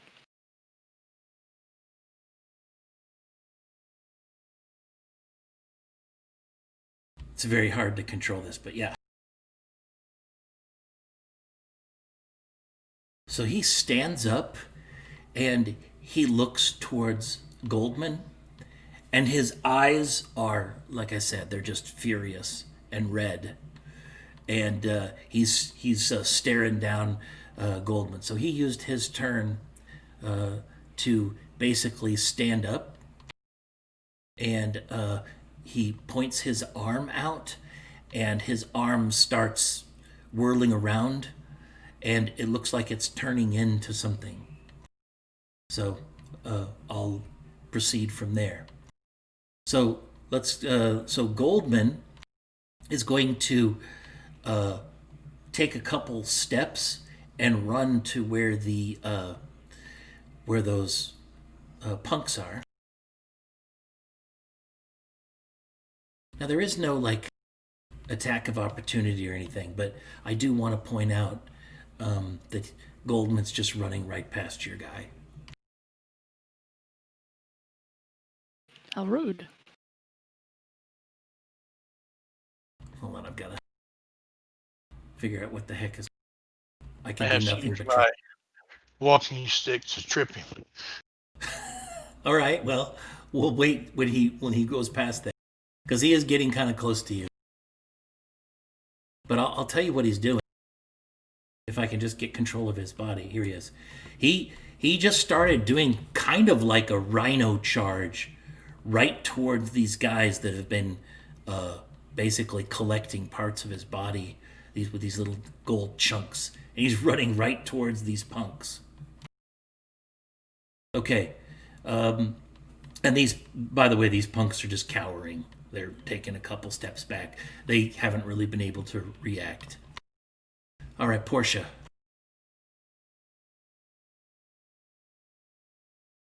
All right, so, well, if it looks like he's turning his attention to the humans, I'm gonna try to get Mamacita out of here. Okay. So, if anyone's watching, they'll see my image run into this guy here, and I'm gonna attempt to possess him. Okay. So let's give it a roll. So 11. So you fade into this guy's body, and you take control of his body. All right. So the way I feel is I'm gonna get two innocent people out of here. So he's gonna go over to Mamacita and pick her up, and whatever movement I can get on my turn, I'm going to head out. Okay. Well, let's have him move over near her, and then start to pick him up like a fireman's carry. Okay. Let me go ahead and do that.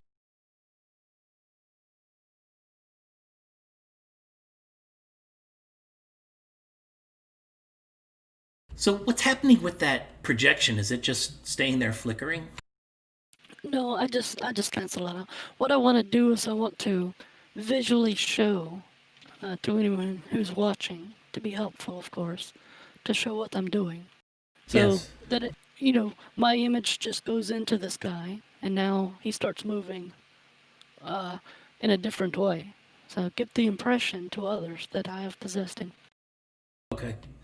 Yeah, I would have to say that that's pretty much an international sign for possession. FYI, seeing somebody jump in somebody else's body, that person snapping in an odd way and then behaving in a manner that they weren't behaving in before. So I don't really think Exactly. we need to roll for that. That seems pretty obvious to me. Okay, so Emoticat. All right, I'm gonna take another shot at this, and I'm going to hope that because this gold guy is preoccupied and in a fit of rage and Wait, running. Emoticat, before I'm sorry, I don't mean to cut you off. Yes, you do. You have a high awareness. What was your awareness again? 6. Okay. You just realized that the train should be coming any minute now, and that track is bent. Oh. Okay, so that just kind of skipped into your head like, oh shit, what are we gonna do? Somewhere there's the train's coming. It's near time on the schedule. So all right, so having that hit you in the head, now go ahead and continue with what having that hit you. Tell me what you're gonna do. Okay, so before I do anything, I'm gonna. Does talking void my action? Is that considered my action? No, kind of like you can think of it like comic books. They're always talking in comic books, but long conversations back and forth. We will just don't really need to interact like that. We'll cut that down. But yeah, you could do some talking. It won't All void right. any of your actions. So I'm gonna yell over to the ancient one that says the train's gonna be coming soon. Fix the track, because I'm assuming that there's probably gonna need some a little bit of a feat of strength to fix it. But so then immediately I'm turning my attention back to this gold guy. I'm hoping the fact that he's in a rage and kind of in a charging situation Oh, might play to my advantage. could I Well, interrupt you one yeah. one Sure. second? When this guy picking up Mamacita hears that, he looks over to you and says, "The bot is super strong. He might can help." And he continues to pick up Mamacita. Well, obviously I shouted it out, so whoever is in the area can hear me. Can do or not do whatever they want to do with Yeah, it. that robot seems like he's got a one-track mind right now. Yeah. His eyes are red, and yeah, looks absolutely Yeah. furious. But yeah, He's raging. he is All right. raging. So But anyway, I do wanna my point out intention that- here. Oh that my you gosh, did- I'll eventually get it out. Oh, I'm sorry. No, go ahead. Go ahead. Go ahead. Go ahead. I was just gonna say because you filled him a little bit with sorrow, and he kind of did this run towards that guy. Really wasn't a rage run; it was more of like a tantrum kind of a run. So Okay. he still has a little sorrow in him. All right. So from my perspective, though, it didn't have the desired effect that I wanted, and so I want to stop this guy cold. So I'm gonna try again to attack his mind, but this time I'm attacking him with fear. The intention is to stop him from to make him so fearful of what he's running into that he'll stop and possibly run the other direction, depending on how successful I am. Okay, so I'll have you roll that in a second, but before you roll that, should we, one of the abilities or one of the drawbacks that you have with your powers periodically, it could potentially impact you or maybe even other people's around you.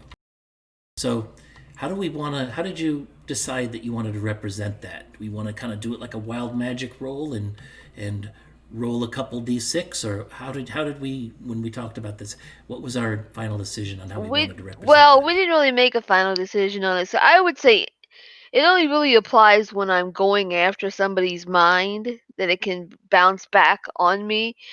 So I would say, that if I roll maybe below a certain number or whatever you want to do, you're the GM. So yeah, I think what we'll do is we'll do major failure. So if it's a major failure, then it has the opportunity. We'll roll a dice. Even will affect you. Odd will affect somebody around you. Okay, that sounds like a plan. All right. That sounds terrible. Oh my god. Well, you didn't get a major failure, but I got a total of a 10. Well, okay. So you didn't get a major failure, but it failed. So it seems like this gold shell doesn't just cover him in armor, but it also seems to protect his mind from some pretty basic mental attacks. Okay. Okay. All right. Well, I'm just going to stay where I am then. All right. Ancient One. Let's see if I can't, like I say, use my staff as you were coming over to trip him. See if I can knock him down. Get him on the ground where it'd be easier to hit at. Okay.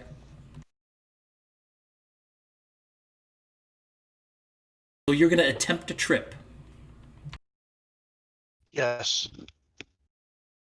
He's gonna break your stick. In more ways than one. Ooh. About a 12. Okay, so he's a large guy, super dense, incredibly heavy, but not very coordinated. So you stick that stick right between his ankles, and just as he was taking a step, and he takes a tumble, and when he hits the ground, the ground cracks and dust rises from where he hit.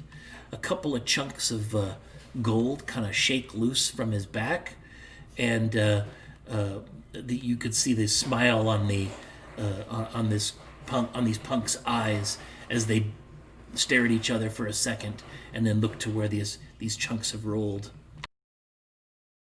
Okay, so let me spin that guy down.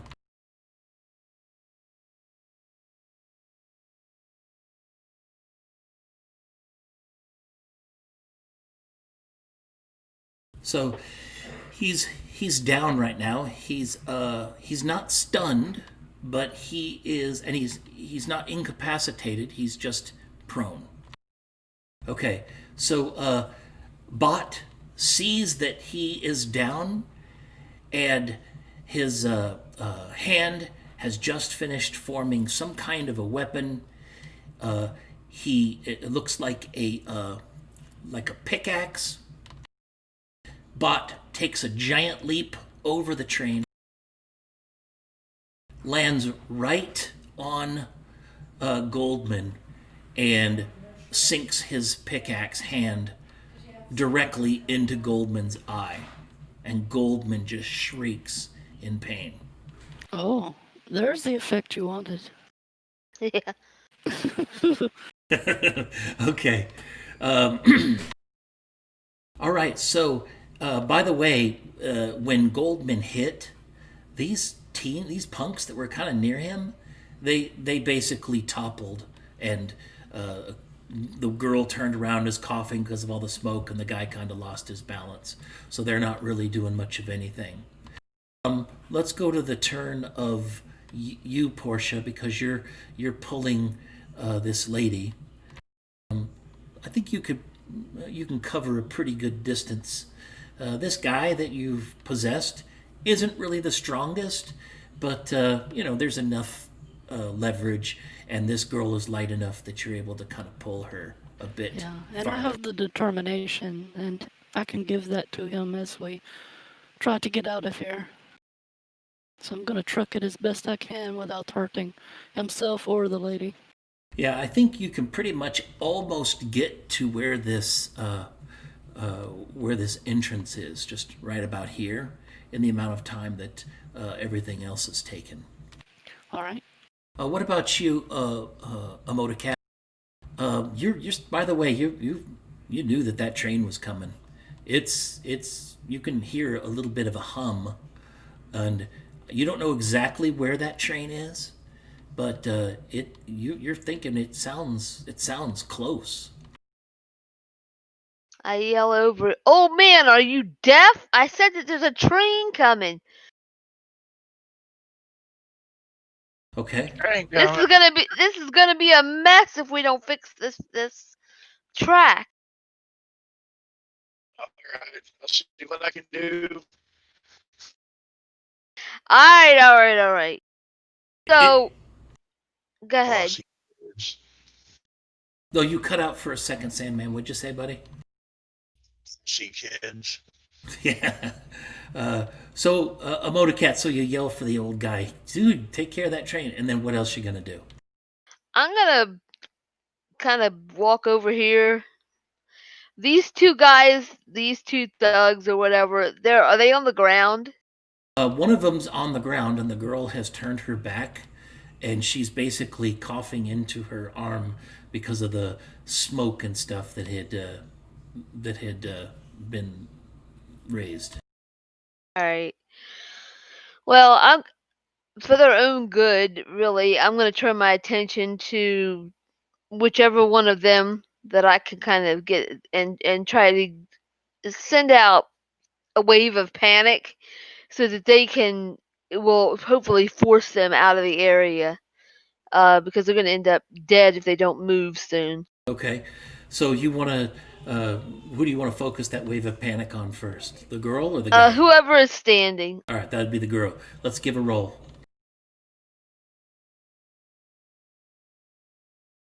Oh my God, it's a 10. Okay, 7. So this girl, she kind of dropped her hands and where she was coughing, and she gets a really panicked look on her face, and she starts running towards the end of the train. It's like she didn't even know which way she was going. She just started hauling ass. So she started running this way. This other dude's kind of knocked down, so I'll set that up like that. All right, sounds good. Okay. Ancient One. All right, I'm going to move as quick as I can around here. So there's an To the oxymoron. Oh yeah, but you shouldn't. Just wait. I'll do a couple of backflips for you here before too long. But anyway, I'm gonna get down here and using my super senses, I'm going to look at the track, see where it needs to be rebent and everything to make it as good of a spot as it can, which is iron again. Okay, it's not iron, it's steel. So you'll need to Okay, roll an steel. 8 or higher. Okay.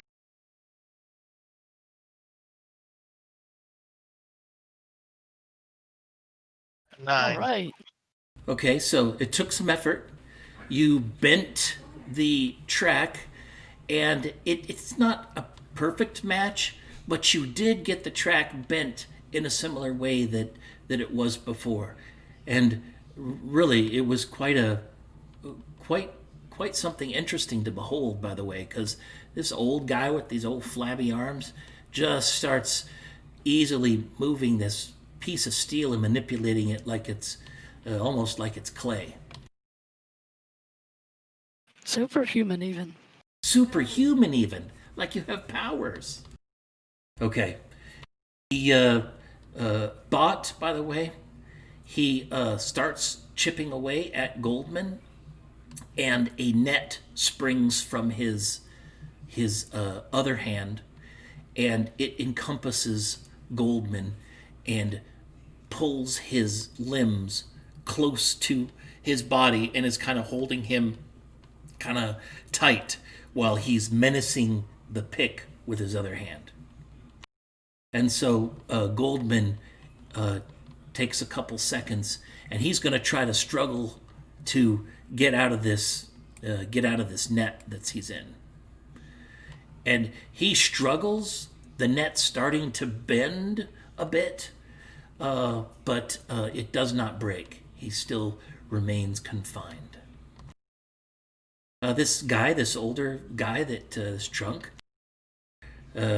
was almost trapped by Goldman, is basically picking up, he's still on his hands and knees, and he's picking up pieces of Goldman that the bot has chipped off, and he's just jamming them into his pockets.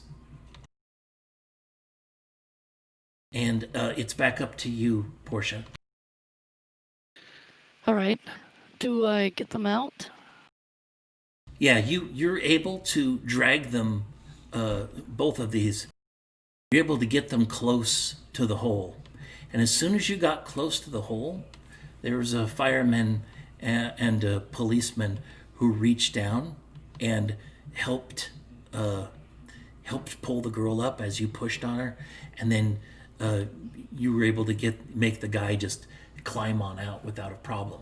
Oh, I didn't even bother with them. As soon as the EMT or rescue workers there grabbed the lady, I just left him. You just there. left him there.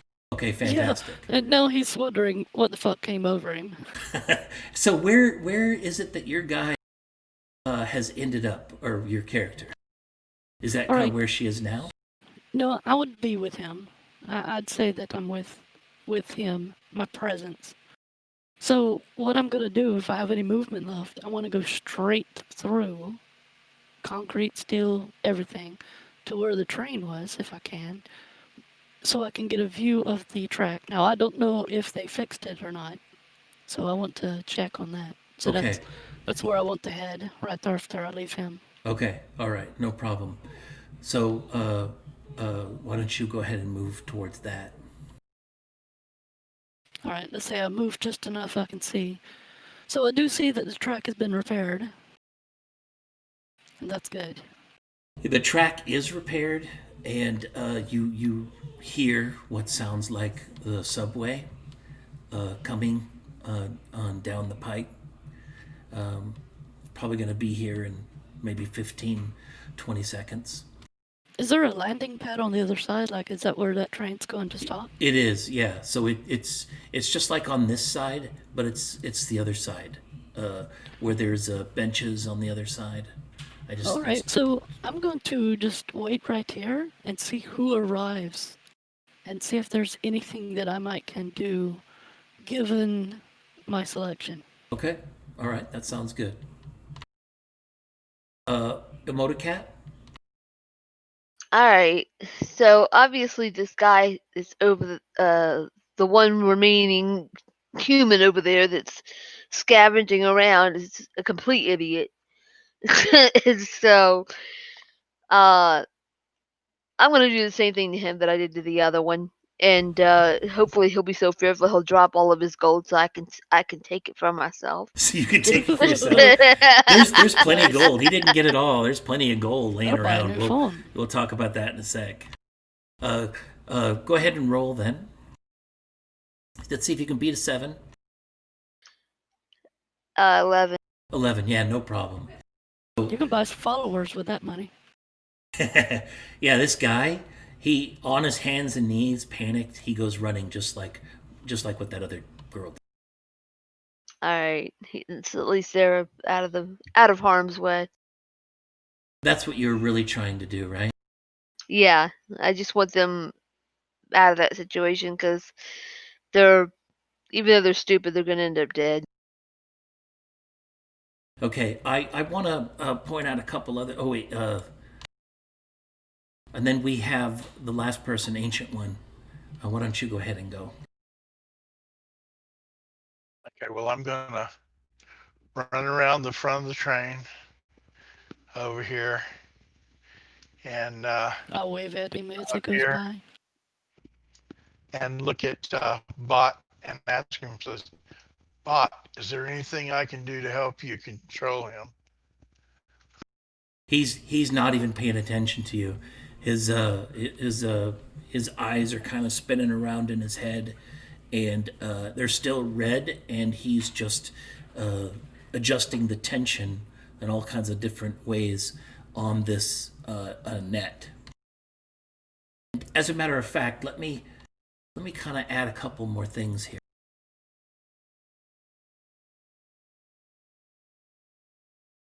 Give me a sec.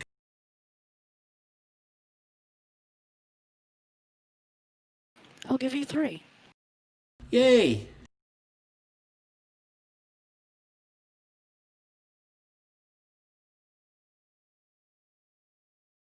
Here we go. Okay, I want to... Oh, I don't know where I put that agent. Let me pull it from the character sheet then. Give me a sec.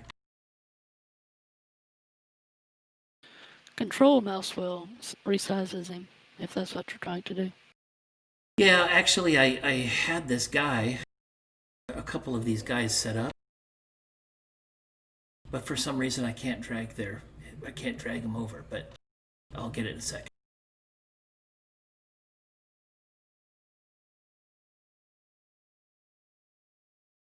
Ancient One's over here doing cartwheels.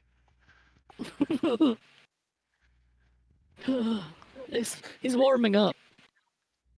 Totally oblivious, not paying a bit of attention to the old guy.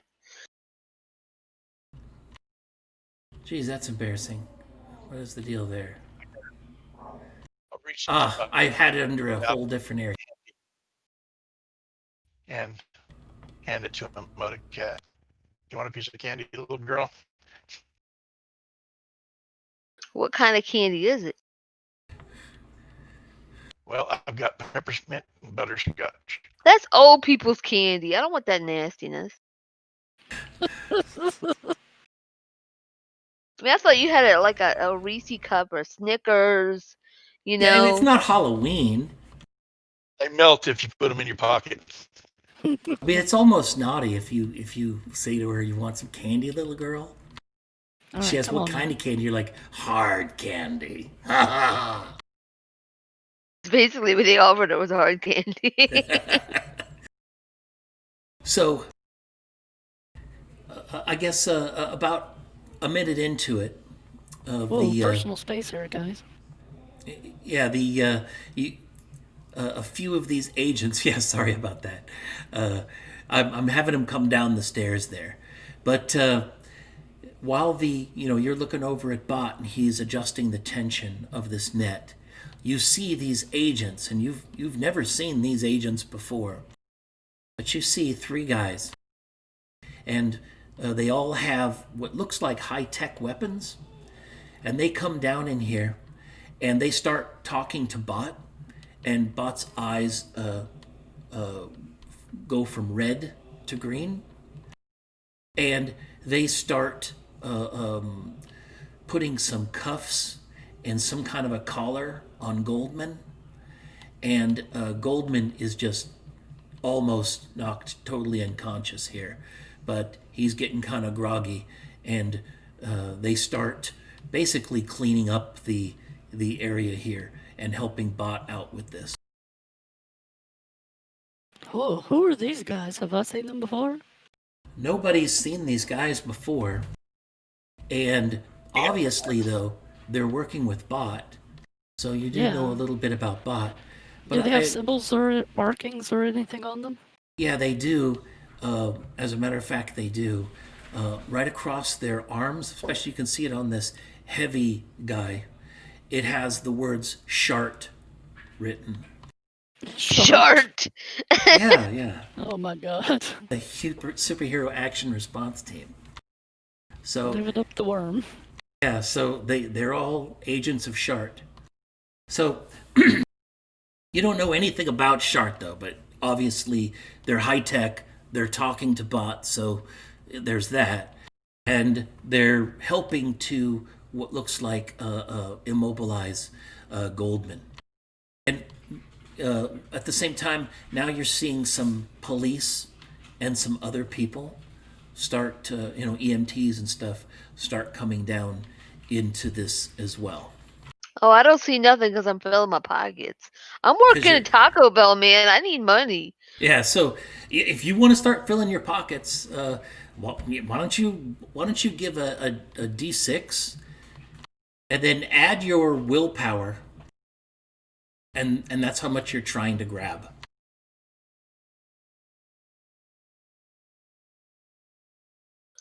Just saying my willpower is 10. Yeah, that's why it seems like a lot, right? So you are jamming your pockets with these chunks of gold. It's incredibly heavy, by the way. What's your strength? Well, that's a whole different matter. It's pretty heavy. Might even rip your clothes as you're filling this. My strength is 2. Oh, sweet mother of God. Yeah, so you can maybe get a couple of these, Listen, three of I'm these. shoveling this stuff in my bra. Wherever I've got a place to put it, it's going. Right? Yeah, talk about some gold titties right there. You're gonna walk like your legs fell asleep. Well, let's hope that your bra can even handle holding those gold So, pieces. if we're kinda out of combat, I guess, I'm going to We are out of combat. walk and back to yeah, the go ahead. others in my most human form possible. Legs moving and everything. Legs moving and everything. All right, perfect. the police are coming in. They talk to some of these agents. The agents are moving off these bodies. I do want to point out that as soon as I guess you guys are just hanging around a little bit because the adrenaline's pumping. If you ever see those shows like Cops and things like that, after they arrest somebody, they always hang around for like 30 or 45 minutes talking about how awesome they are. So you guys are sitting around kind of, talking about just, how incredible and how much, how much, what is that? The adrenaline is pumping in your bodies. And let me just have these guys kind of disappear. Speak for yourself, mortals. Oh, that's right. Yeah, I guess you won't have adrenaline. Give me a sec.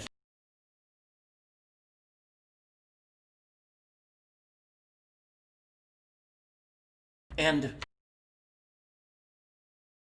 I want to point out that as each of you starts walking away, you are all approached by, we'll start with you, Ancient One. You're approached by this incredibly old guy. I mean, he makes you look like a teenager. He's got sunken eyes. He has a cane and bent over. You can smell. He just smells like old guy. He farts And dust. Is this what you're saying? I'm afraid if he farted dust, he wouldn't have anything left holding up his internal organs. That's how old he is. And he hands you a business card. And on that business card is an address. And each of you are all kind of handed a business card Not me. by Emoticat. You're handed a business card by this younger guy that was one of those light infantrymen, Agents of Shart. And then Vey, the guy goes to hand you a business card, and obviously it has an address on it, but obviously that's not going to be successful. So tell me a little bit about what happens. All right, so what he does is he comes close to me, and I kind of, take a step back. I always try to keep people at distance because if they accidentally touch me, they're going to know I'm not there. So as soon as he steps up, then he offers the card, and if he pushes it towards me, I just kind of put my hands up and shake my head. I said, OCDs, I'm sorry, I can't take that. But I will look at it. I have photographic memory. All right, so it just has one address on there, 4016 Penelope Avenue. So that's in the tech area, just because you guys are around this town. All right, I'll ask him, do I need to know your address, or He doesn't say why are anything. you telling me this? They just handed you the card. And as a matter of fact, all of you, as soon as the individual person kind of separated you from everybody else, they handed you a card. No matter what you said to them, they didn't even respond. They handed you the card, or they showed you the card, and then they just walked away. So let's do a quick epilogue here. So now that you have this card, let me close these windows real fast. So this took quite a while from a combat perspective. Not game time. I just mean, it started at 3. It took you guys a while to get here. You did a great job, by the way, of saving those people. As a matter of fact, if you guys look at your character sheets, there is a score called Renown. And that score is basically a value from -10 to +10. And it's kind of a homebrew rules that I have added to this. And because when we started, we had the news media filming you, and you and Misty, you now have a renown of 1 because you've been shown that you were helping somebody kind of protect them from that falling. And Ancient One, you have a renown of 2 because not only did you help someone, but you also bent the tracks with the help of Emoticat, by the way. You made sure you told the police everything that was going on. And then plus they have some video monitors. Some of them weren't broken, but some cameras down here. So you guys have that renown. So just update your characters accordingly with that renown. And as an epilogue, you guys decide, hey, it's been a while. It's been about an hour and a half after all of this has occurred, and now it's going to time to kind of come back home. So, let's talk about what you're doing. So we'll start with you, Ancient One. You're sitting back on your couch watching Matlock, and you're rolling this card on your fingers.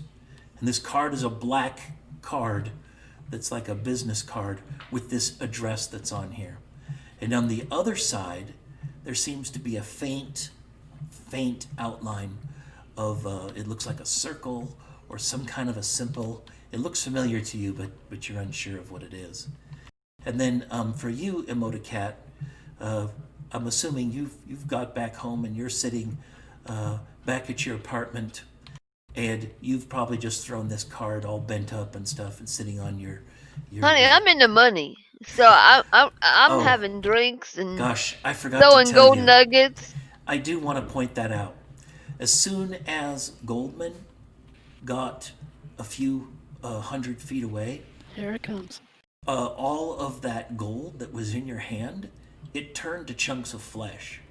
So you have these, they look like almost like squares of sushi that Oh my god, so gross. that and your pockets are full of it. You've got all this. Oh my god, it was in my bra. I start stripping. I'm like trying to get it out of my bra. Yeah, it's just there's there, you can feel it's not a lot of blood. It's more like when you would when you get the meat of a fish and you cut it all in a nice square and stuff. That's really the consistency of this. And it was almost like they're all the same size chunks, but it's definitely not gold. My gosh, and see, I was thinking I'm getting rid of the green turd. I'm gonna go get me a fancy, expensive sports car. How about you, Portia? What are you doing at the? How are you relaxing after this incredibly exciting day of saving lives? Well, I go back home, check on Pepper, and I don't really have anything else to do today until Pepper goes to sleep tonight. I'll write about this in my journal. Otherwise, I'm just going to float over to this address and check it out. Okay, so so that's what you plan to do. You're gonna float over to this address to check it out. Yeah, that's my plans. And I wanna just point out to people that are listening that didn't hear the last one. When you're saying write in your journal, basically tell me how that occurs again, since you can't really touch anything, since you're just a apparition. Yeah, that's right. So, Portia, over time, will adopt a mortal person from time to time it's a one-sided relationship. They never know about the Portia. Because at night, she'll possess that person while they're asleep. And, do normal human things. And the main thing she does is writes her diary. And that's the only way she can actually write into a diary is to possess someone. So she's got a very long and lengthy diary that she's been keeping all her life. So when Pepper goes to sleep tonight, she'll possess her body and make that diary entry. Otherwise, she just, in the meantime, watches after Pepper and protects her as much as possible. So maybe what might be cool next time we meet, maybe you can read a couple of what these entries are. Don't know. Hey, I kind of spoke for you, Sandman, but why don't you tell me a little bit about what Ancient Man has done since we heard from everybody else? How is he relaxing after this incredibly exciting day? Well, thanks, man. He's gonna be back in his house, sitting in his recliner, and he's got his pipe and everything that he's got filled with some special plants that he grows out in his garden. Wink, And wink. yeah, oh yes, that because of the medicinal Yeah, it's properties of them. medicinal. Yeah. That's TH. Never mind. And so that's he relaxes. He's he is uh his adrenaline had got up there quite a bit, so he needs something to help him relax. And while he's relaxing, he's looking at this card. And, finally,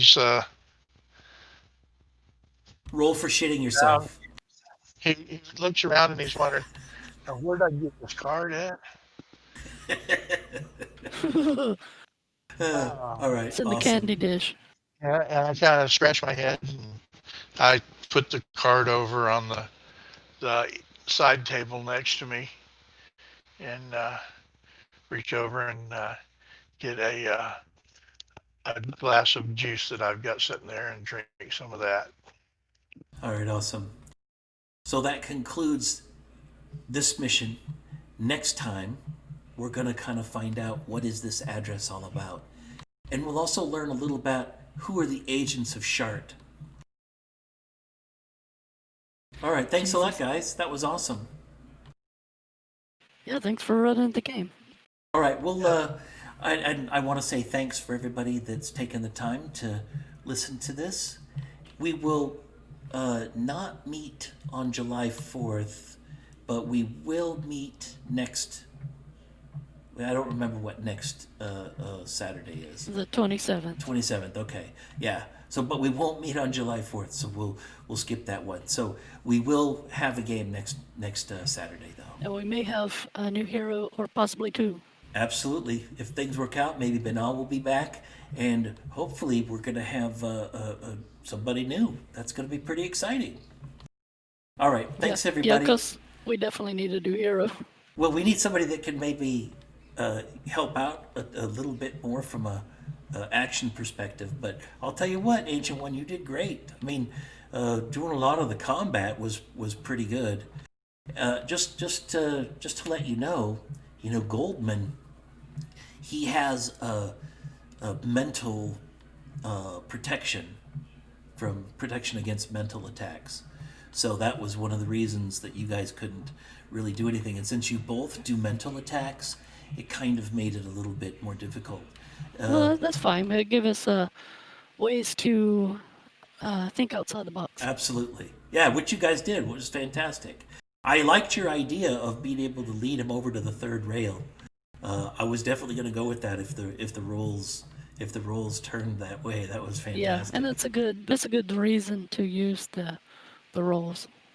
Yeah, absolutely. Yeah, do it in combat. We need to make an awareness check. All right. Yep. Well, thank you guys very much. And thanks, guys, on the stream. And we'll talk to you guys later.